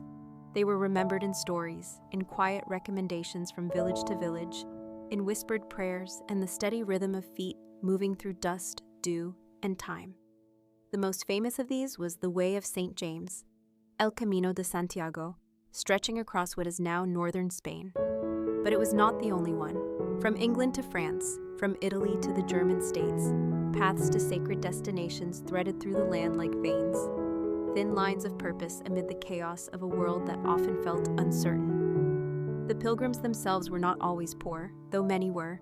Some had sold their possessions, Others had left their homes behind, out of desperation or devotion. A knight might walk beside a shepherd. A widow might travel with a child. There were no uniforms, no official pilgrim garments, save for the occasional cloak marked with a scallop shell or a wooden staff worn smooth by long use. What united them was not appearance, but intention, a willingness to leave behind comfort, routine, and protection for the sake of something they could not yet fully name. The journey itself was part of the offering. Pilgrims walked through farmland and forest, over hills and along rivers, their progress slow and steady. They did not race. There was no prize for reaching the end first. The journey was its own kind of prayer, a prayer written not in words, but in steps, a soft kind of devotion that unfolded hour by hour. The landscape changed gradually. Meadows gave way to wooded groves, where the sunlight filtered through leaves like candlelight through stained glass. Small villages appeared on the horizon, first as a smudge of smoke, then as clustered rooftops and the dark shape of a church spire. These places welcomed pilgrims in modest ways. An open gate, a bowl of soup, a bench to rest on. The hospitality was not lavish, but it was given freely. In these moments, the road felt less like a challenge and more like a quiet thread connecting strangers to one another. Many pilgrims traveled in silence, not because they had nothing to say, but because the road did not ask for noise. Instead, it invited stillness. A man might walk for an entire day beside a fellow traveler and exchange only a handful of words, a shared loaf of bread, a nod, a glance at the sky when clouds began to gather. And yet, in that quiet, something happened. Worry softened. Memories stirred. The distance between heartbeats and breath slowed until each step seemed to carry the weight of thought and the lightness of surrender. Along the way, small markers appeared. Carved stones with crosses, shrines made of wood and earth, a pile of rocks stacked by those who had passed before, each stone representing a burden laid down or a prayer left behind. These symbols were not grand, but they held meaning. Pilgrims often paused at them, not for long, just long enough to breathe deeply, perhaps to kneel, perhaps to whisper a name or a need into the silence. Then they would rise and continue. Evenings on the road were gentle. The golden light of the setting sun cast long shadows across the fields, and the air took on the coolness of night. Pilgrims would gather near streams or under trees. Some lit small fires, their smoke rising in thin spirals. Others simply unrolled mats of straw and wrapped themselves in cloaks. Meals were simple: bread, a bit of cheese, dried fruit. Conversation was sparse. The day's journey had already spoken all it needed to. Sleep came easily, not because the ground was soft, but because the body, having walked for miles, had little need for comfort.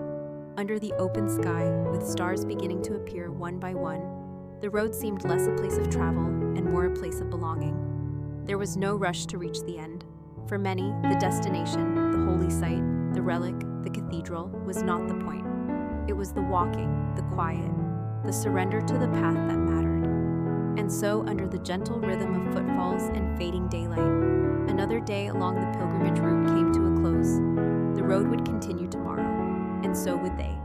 Morning returned slowly to the pilgrims' camp, not with urgency, but with a gentle unfolding of light over the land. A faint orange glow stretched across the horizon, brushing the tops of trees and warming the dew-covered grass. Somewhere nearby, a lark began to sing. Its notes, soft and scattered, drifted into the open sky like a quiet invitation to begin again. One by one, the travelers stirred. There were no alarms, no horns or bells, only the gradual awareness that the day had come again and the path was still waiting. Blankets were folded, bread was shared, cloaks were tightened against the morning chill. The routine was familiar now, an almost sacred rhythm of rising, preparing, and walking. No one led them, and yet they moved together. The road did not command them, it simply received them, over and over, as it had countless others before. Each step forward was a continuation, not a departure. As the pilgrims resumed their journey, the landscape changed again. They passed through a cluster of small farmsteads, where smoke curled from thatched chimneys and hens clucked lazily in courtyards. Children peered from behind doorways, curious but shy, watching the line of dusty travelers go by. A few villagers raised a hand in quiet greeting. Pilgrims were a familiar sight, neither odd nor heroic. They were simply part of the world's turning. The path led them into a shaded wood. Here, the air was cool and still. Branches arched overhead like the stone vaults of a great cathedral, filtering the morning light into soft, dappled patterns on the forest floor. No words were spoken. There was only the sound of feet brushing against leaves, the occasional creak of a staff, and the low hum of thought echoing inside each traveler's mind. In this silence, the world outside seemed to fall away, replaced by something slower, older, and deeply rooted. Some pilgrims carried small tokens with them, tiny relics, letters folded into hidden pockets, bits of cloth tied around their wrists. These were not for display, nor did anyone ask about them. They were reminders of promises, of losses, of hopes too fragile to speak aloud. Others walked with nothing at all but the clothes on their back and the thoughts that surfaced as the miles passed beneath their feet. The road was not always gentle. There were blisters, of course, sore shoulders from the weight of a pack, knees that ached with each step. And there were moments of doubt, when the path stretched endlessly forward and the destination felt impossibly far away. But even these trials were accepted. They were not interruptions to the pilgrimage, they were part of it. Pain became a kind of companion, one that reminded the traveler of their limits, and also of their strength. Around midday, the pilgrims reached a small stone bridge arching over a quiet stream. It was here they paused. Not because it was planned, but because the sun was high and the cool water offered rest. Boots came off, feet were dipped into the shallow current, faces were splashed. A few sat in silence, eating small rations. Others lay back on the grass, eyes closed, listening to the water's slow voice as it moved over stones worn smooth by time. There was no rush. The pilgrimage had its own time, measured not in hours but in effort and breath. In the distance, a bell rang out from a chapel unseen, tucked somewhere in the hills. Its sound was faint, but clear. One by one, the pilgrims looked up, not to speak, but to listen. A simple bell announcing nothing urgent, calling no one in particular, yet in that sound, there was a kind of welcome, a reminder that even when no one saw them, their journey was still part of something larger. That afternoon, the road turned upward. The incline was gradual but constant. Breathing became heavier. Conversations, few as they were, fell away. Each pilgrim found their own pace. Some leaned more heavily on their staffs. Others focused on their breath, counting steps to distract from the strain. But the climb was not punishing. It was simply there, an offering of effort in exchange for perspective. And when they reached the ridge, the view stretched wide. Fields in patchwork green, villages like scattered seeds, a river in the distance catching the light. The world they had walked through now lay behind them, quiet and still. For a moment, no one moved, not because they were tired, but because the silence was full and the road had revealed something worth seeing. The descent on the other side was easier. Legs remembered the rhythm, and feet found their way without thought. They passed another shrine, this one carved into the side of a large rock. A weathered figure of a saint, arms outstretched, face worn smooth by rain and time. Someone had left a bundle of herbs, another a piece of bread. No signs explained what to do. The pilgrim simply paused, as if by instinct. A bow of the head, a whispered word, then forward again. And as the shadows grew longer, the day once again began to fold itself gently toward night. Evening settled over the pilgrims like a soft blanket drawn across the shoulders of the world. The path no longer pressed forward with urgency. Instead, it seemed to sigh with the weight of the day, exhaling into dusk. The golden light of late afternoon faded into a cooler blue, brushing the tops of trees and rooftops in silver. A breeze stirred gently through the tall grass, and birds quieted their songs. As the pilgrims arrived at the next resting place, a clearing not far from a small chapel, they moved with a familiar, unspoken coordination. Some gathered firewood, though no great fire would be lit. Others fetched water from a nearby spring, its surface glassy and dark beneath the canopy of trees. Those who had walked in silence all day remained quiet. Those who had spoken little did not feel the need to begin. The hush of the evening was enough. It spoke its own language. The chapel itself was modest, its stone walls uneven and worn by centuries of wind and rain. A simple wooden cross stood above the arched door. No one waited inside, and yet it was not empty. It held the quiet reverence of countless footsteps, countless prayers. Many whispered, some never spoken aloud. The door creaked as a few pilgrims stepped within. They did not speak. They did not need to. Some knelt. Others simply stood. The room smelled of dust and wood smoke, and the flickering candlelight danced gently across the stone. There were no sermons here, no dramatic gestures or proclamations, only presence. Outside, the camp was settling. Bread was broken and passed hand to hand. A few shared stories, not grand tales, but small, quiet memories. A father's garden, a child's laughter, the sound of bells in a far-off town at noon. Laughter, when it came, was soft and unforced, like ripples on a still pond. Some sat alone, gazing into the darkening trees. Others leaned against their packs, already wrapped in cloaks, letting the weight of the day ease from their shoulders. Stars began to appear, one by one, as if peeking through a veil. First the brightest, sharp and steady, then more, until the sky itself became a quiet mosaic of distant light. Somewhere, an owl called out once, then fell silent. The fire crackled softly, its glow touching the faces of those closest. The night was not cold, but the presence of fire gave comfort, as if it gathered the travelers together even more than warmth could. Someone hummed a melody, old and wordless, and the sound lingered, not for performance, but for company. As the night deepened, the pilgrims began to drift toward rest. Some spread blankets close to the fire. Others moved farther back into the shadows where they could sleep beneath the stars. There were no tents, no shelters, just the earth, the sky, and the sense of being carried by something older than roads. Sleep did not arrive in a rush. It came gradually, gently, like fog rolling in across the hills. Eyes closed not because of exhaustion, but because the body understood it was safe to surrender. Thoughts faded into dreams that were not heavy with meaning, but soft and shapeless, like mist. In the quiet, even the insects seemed to lower their song. All that remained was the rhythm of breathing, steady and shared.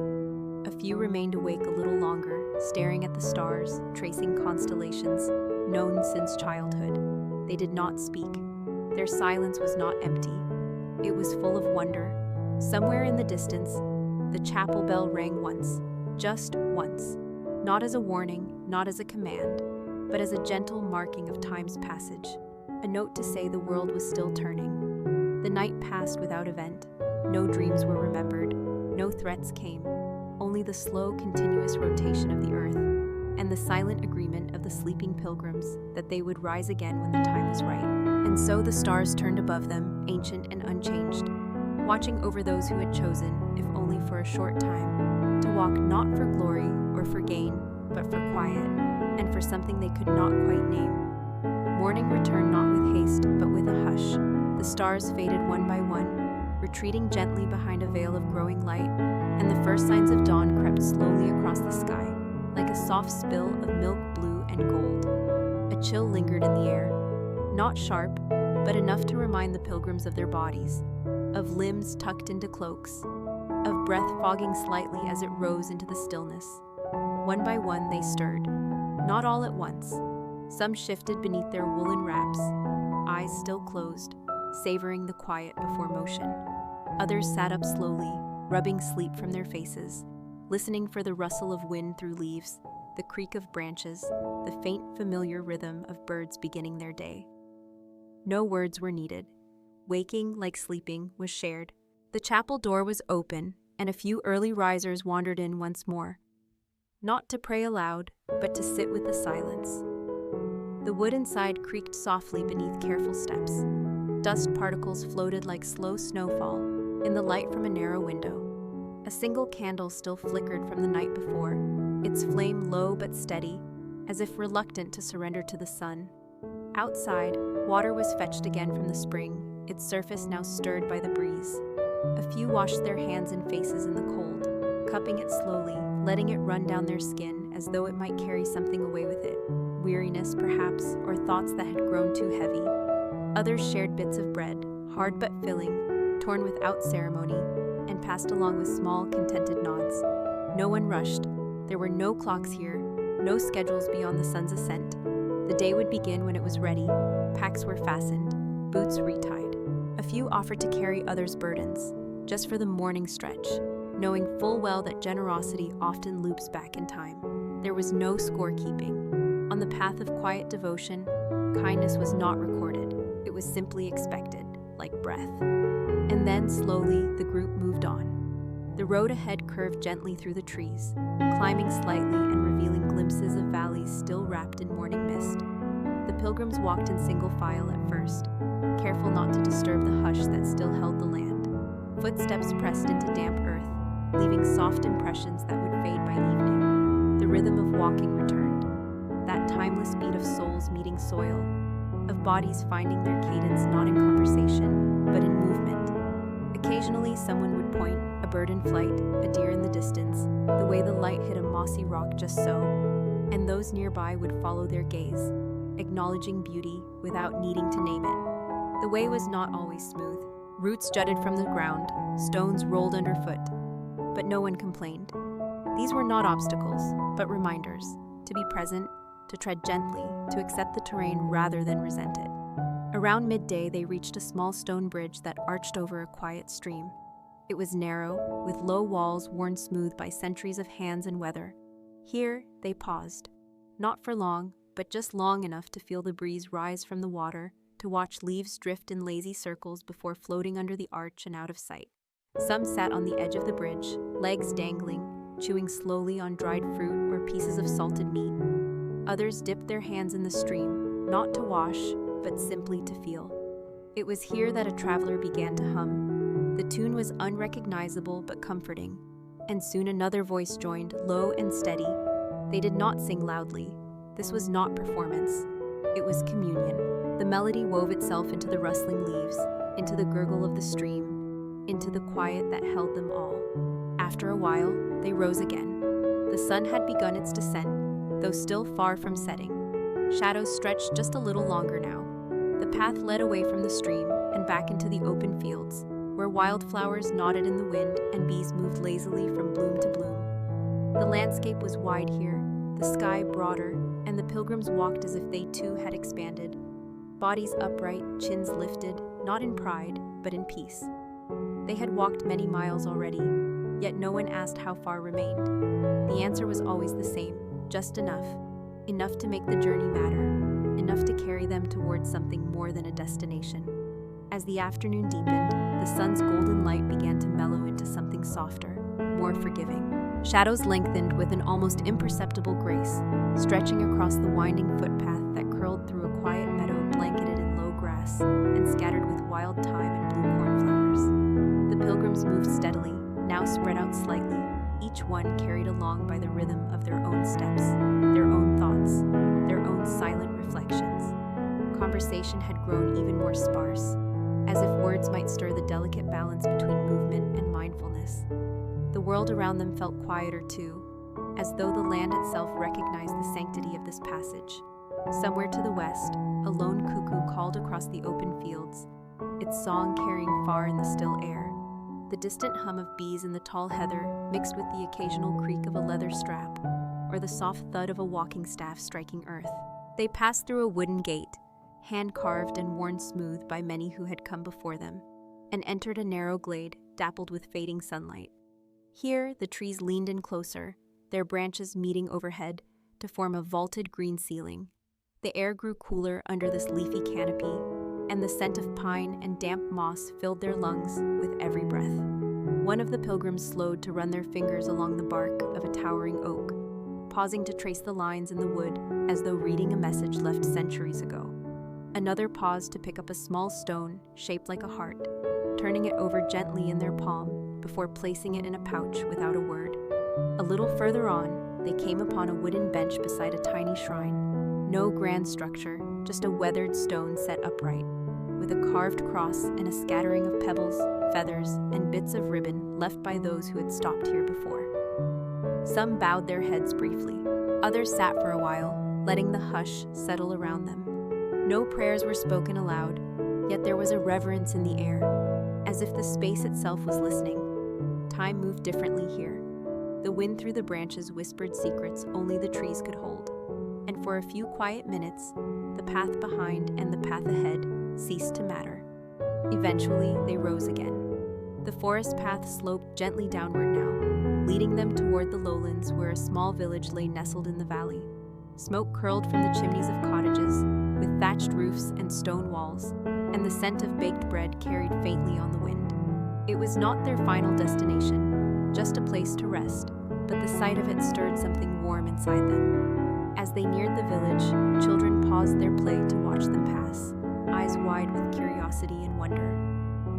A farmer leaned on his gate and nodded a quiet greeting, his dog watching with cautious approval. The pilgrims responded not with loud cheer, but with soft smiles and gentle nods, as if to say, "We mean no disturbance, only passage." One woman from the village stepped forward and offered a small clay pitcher of water, drawn fresh from the well. It was passed from hand to hand, each pilgrim drinking slowly, savoring not just the water, but the kindness in its offering. Near the village edge stood a wayside inn, modest and tidy, with ivy climbing its stone walls and a wooden sign that swayed gently in the breeze. The innkeeper, a quiet man with soft eyes and calloused hands, welcomed them with the ease of someone who had done so many times before. Inside, the room was dim and cool, lit by a hearth that crackled softly in the corner. The smell of stew hung in the air, mingling with the faint scent of herbs. Mats were laid out for sleeping, and pitchers of water stood ready on a low table. The pilgrims removed their shoes and sat in silence, grateful not just for rest, but for stillness. No one rushed to speak. No one asked what tomorrow would bring. In this quiet room, beneath beams darkened by centuries of smoke and stories, they simply were, together but alone, weary but whole. As night drew its veil once more across the sky, and the last light slipped from the edge of the windowsill, a sense of peace settled over them like a blanket. The journey would continue, but for now, there was only this moment. Warm bread shared in silence, the soft rhythm of a fire's breath, and the sound of feet finally still. Dawn returned quietly, slipping in through the cracks of the shuttered windows with a pale, diffused light that settled softly on the old wooden floorboards. There was no trumpet of morning, no urgent sound or bustling wake-up call, only the gentle hush of a world slowly stretching back to life. One by one, the pilgrims stirred from their slumber, the silence of the shared room broken only by the rustling of blankets and the subtle creak of ancient floorboards beneath careful feet. Some sat cross-legged on their mats, eyes closed, offering quiet gratitude for rest. Others moved toward the basin of water by the hearth to splash their faces, blinking sleep from their eyes as the fire from last night smoldered into glowing embers. Outside, the village remained half asleep. Smoke rose slowly from a few chimneys, curling into the pale morning sky like soft threads unraveling. Chickens wandered the muddy lanes, pecking at the ground with little concern, and somewhere not far off, a cow lowed lazily, reminding the world that another day had begun. The innkeeper entered silently, setting down a tray of warm barley porridge sweetened with dried fruits and a touch of honey. The pilgrims ate slowly, mindfully, each bite part of a ritual, simple nourishment before another day of walking. No one rushed. No one needed to. After their meal, they gathered their belongings with care, rolling up their mats, lacing their worn shoes, and adjusting their cloaks against the early morning chill. With nods of thanks and one last glance at the hearth, they stepped outside into a world awash in early gold.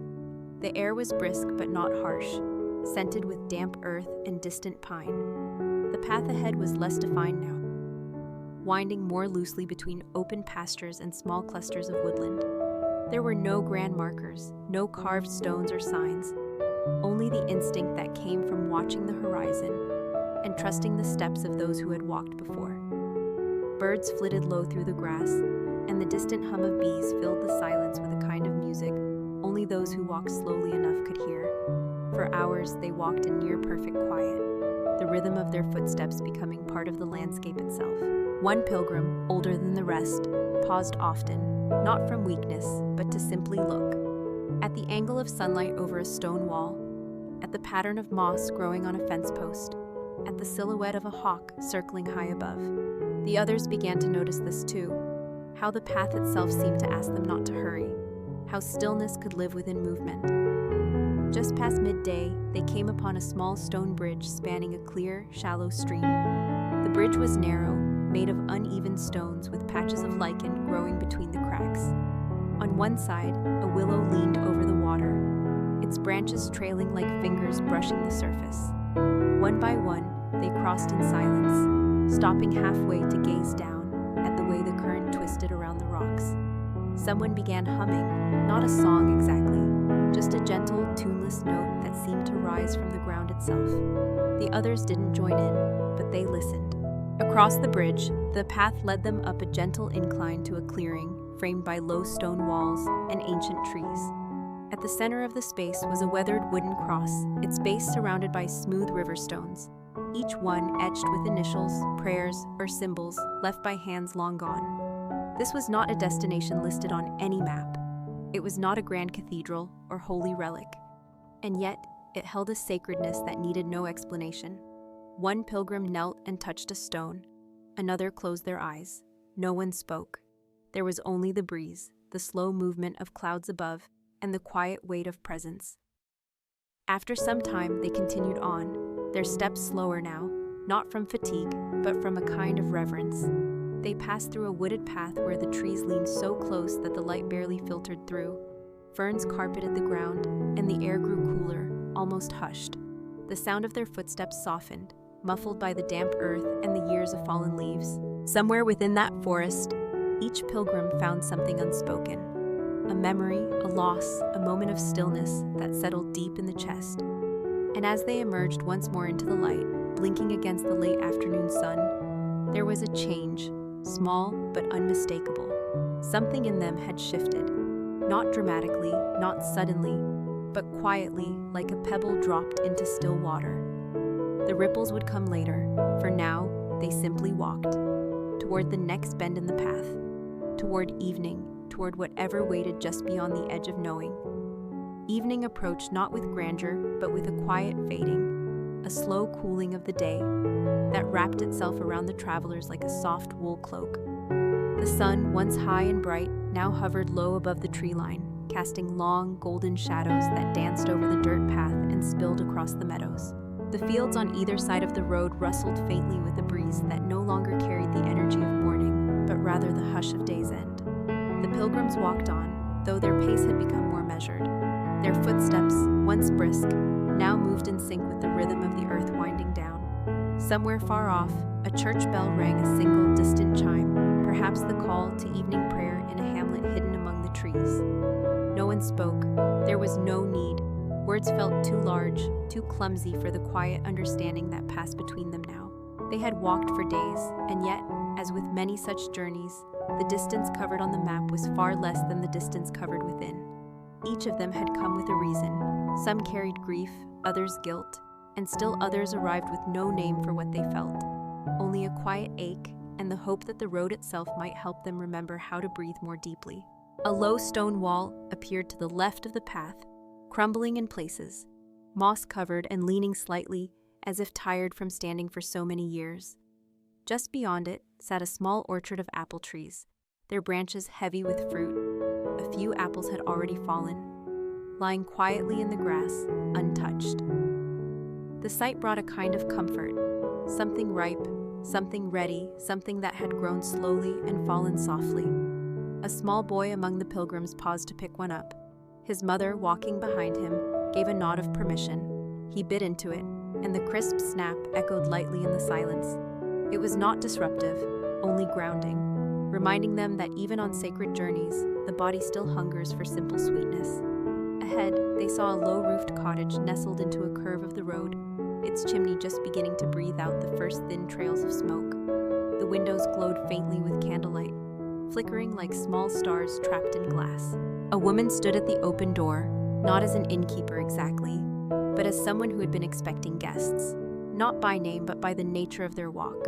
She welcomed them with a gentle gesture, ushering them inside without the need for conversation. The warmth of the hearth met them first, followed by the scent of herbs and bread and something simmering quietly over a low flame. Cloaks were hung, boots loosened, and tired bodies settled onto benches and floor cushions.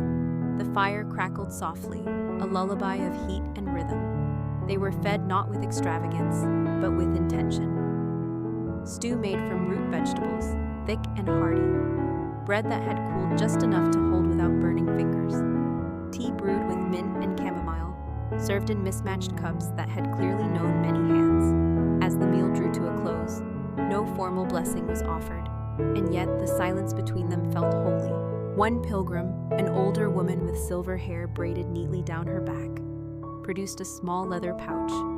From it, she drew a worn piece of parchment folded into a square. She unfolded it slowly, revealing a hand-drawn map of their journey, not marked with roads but with memories. Tiny sketches marked moments, a tree they had rested under, a spring where they had refilled their flasks, the cross in the clearing. Others leaned in to look. She traced a path with her finger, pausing at each symbol, and the room seemed to hold its breath with her. When she finished, she said only, "We are further along than we think," and then folded the map away. That night, they slept side by side on straw mats laid across the wooden floor, the sounds of sleep, soft breaths, shifting blankets, the quiet murmur of the fire, rising and falling like the tide. Outside, the moon rose slowly, its light pooling in the yard and along the path, turning the world silver and blue. An owl called once from the trees and was answered from deeper in the forest. The cottage stood still, cradled by time and purpose. And inside, the pilgrims dreamed not of destinations, but of peace, of walking without weight, of being seen without speaking, of arriving not at a place, but at a feeling, one that could not be held in the hands, but could be known in the chest, a kind of quiet that came only when the world was given permission to soften. And the next day they would rise again, not to chase a goal, not to reach a shrine, but simply to walk. Because sometimes the sacred lives not at the end of the road, but in every step along the way. Morning arrived slowly, without sound or spectacle. The light came not in a burst, but as a pale suggestion, a silver haze that touched the edges of things. It filtered through the small window of the cottage, spilling gently across wooden floors and resting on the faces of sleeping pilgrims.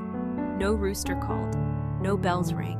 It was the kind of morning that asked for stillness, the kind that reminded you the world would not collapse if you simply waited a moment longer before rising. One by one, they stirred. A quiet yawn, the soft shuffle of feet finding the floor. Blankets were folded without instruction, and mats were rolled as if this moment had repeated itself hundreds of times. The fire had burned low during the night, but a few glowing embers still clung to life, and someone, without a word, fed it a handful of dry twigs. The flames woke slowly, grateful, stretching toward the smoke-darkened chimney above. Outside, the trees were wrapped in dew, their leaves trembling slightly in the cool breeze. A thin layer of mist curled along the path ahead, as though the land itself had exhaled and wasn't quite ready to take in the day. A pot of oats was prepared and shared, flavored with dried apples and a pinch of cinnamon. Each bite was warm, grounding. No one asked what time it was. No one rushed to pack or leave. The day would unfold when it was ready. Eventually, the group gathered their things. Cloaks were fastened, laces tied, pouches checked. Before stepping outside, one of the pilgrims, a man with weathered skin and a voice like worn leather, knelt by the hearth. He pressed a small stone into the ashes, black and smooth, no larger than a coin. "A marker," he said quietly, "for those who pass here after us." And then they were gone, stepping back onto the path like old friends returning to a shared rhythm. The road welcomed them again, unchanged and yet somehow new. The air was clean, damp with the memory of night, and the earth beneath their feet held the softness of spring.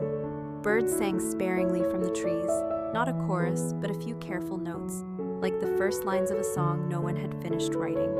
As they walked, they passed an abandoned chapel tucked into a hillside, its roof partially caved in, vines curling through the broken windows. And yet the doorway still stood, and someone had left a single candle on a stone inside, long melted down to a stub. One of the younger pilgrims stepped inside.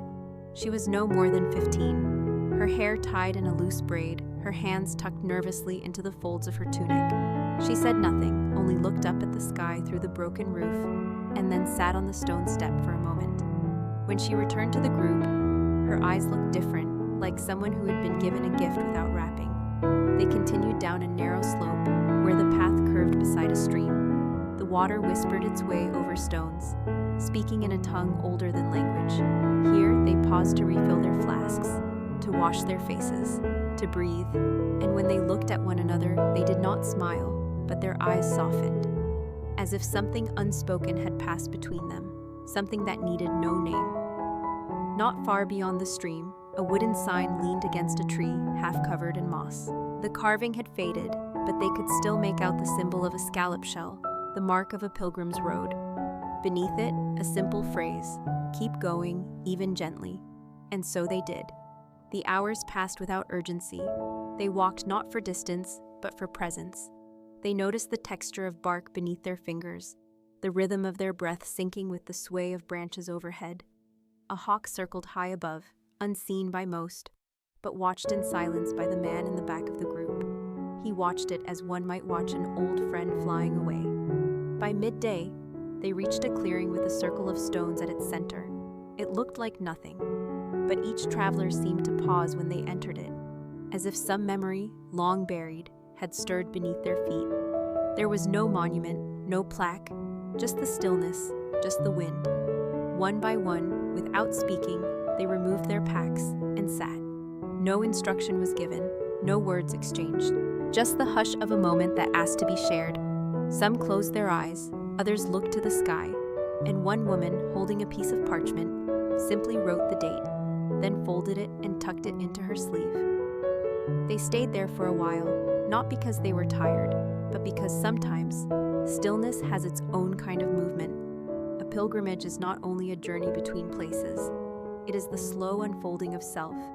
And in that stone circle, surrounded by trees and silence, something unfolded, not loudly, not visibly, but deeply. And then, just as naturally as they had stopped, they rose, shoulders straightened, bags were lifted, and the road, ever patient, waited ahead. The final stretch of the journey unfolded under the soft dimming of the afternoon sky, where the sun no longer blazed, but rather hovered quietly behind gauzy layers of drifting clouds. The light had changed, warmer, deeper, like golden honey being poured slowly across the distant hills. Shadows stretched a little farther, and the path, once open and dust-colored, now wound gently through a narrow corridor of trees that seemed to lean inward, forming a soft canopy of hush and green. The pilgrims walked in silence still, not because they were weary, though they were, but because the silence had become part of them, woven into their footsteps, threaded into the rhythm of their breath. The journey had transformed from an act of movement to one of listening, not only to the birds or the trees or the river, but to something quieter, something within. They passed a pasture dotted with sheep, their wool mottled and unshorn, standing like statues beneath the shade of a broad oak. The sheep did not run, nor did they look up. They simply existed in the field, chewing slowly, content. One of the pilgrims, a man whose hands bore the calluses of decades, paused at the fence and smiled at them, as though remembering something long forgotten. Then he walked on. Farther along the trail, they crossed an old wooden bridge, its planks worn smooth by centuries of passing feet and rain and memory. The stream below burbled softly, as if whispering tales only the bridge could understand. One of the younger travelers reached down to touch the railing, fingers brushing against lichen-covered wood, and felt the echo of all those who had come before, those who had passed with hope, with grief, with songs in their hearts or doubts in their bones. She did not speak, but her expression softened, as though a question she had been carrying had been answered not in words, but in the simple presence of that bridge. When they reached the final bend before the hilltop, the trees thinned and the air opened wide around them. The sky seemed bigger here.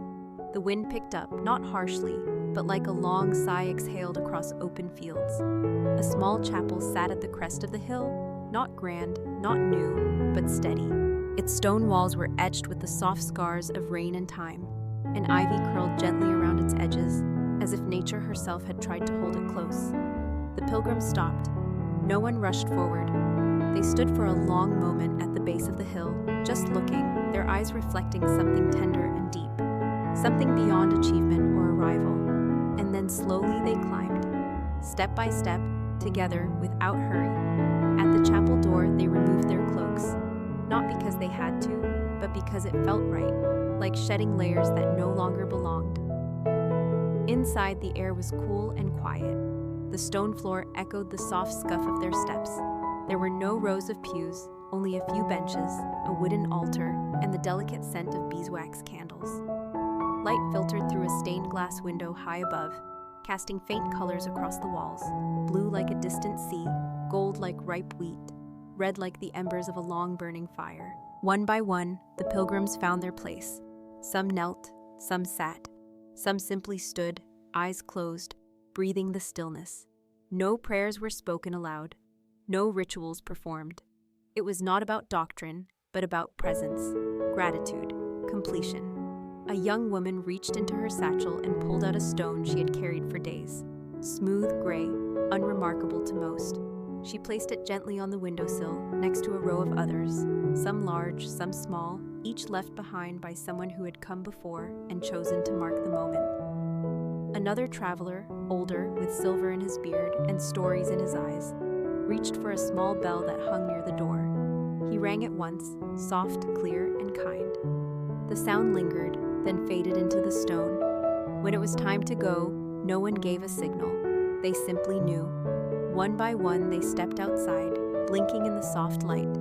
The sun now hovered low, preparing to slip beneath the horizon. The sky blushed pink, then amber, then slowly gave way to the coming of dusk. As they descended the hill, they did not speak of what came next. Some would return home, some would continue on, but something had shifted in each of them, something gentle and enduring. Not a dramatic change, not a revelation shouted from mountaintops, but a quiet knowing, a peace carried in the chest, like a whisper that says, "You walked the road, you saw, you listened, and that is enough." The path behind them wound back through memory. The road ahead remained unwritten. But in that between where they had been and where they would go, they had found stillness, and in that stillness, a kind of home. Wishing you a peaceful morning filled with calm energy and quiet strength. May your day unfold gently and bring you small joys. We'll see you again tomorrow night, right here on Sleepy Whisper. Until then, take care and have a beautiful day.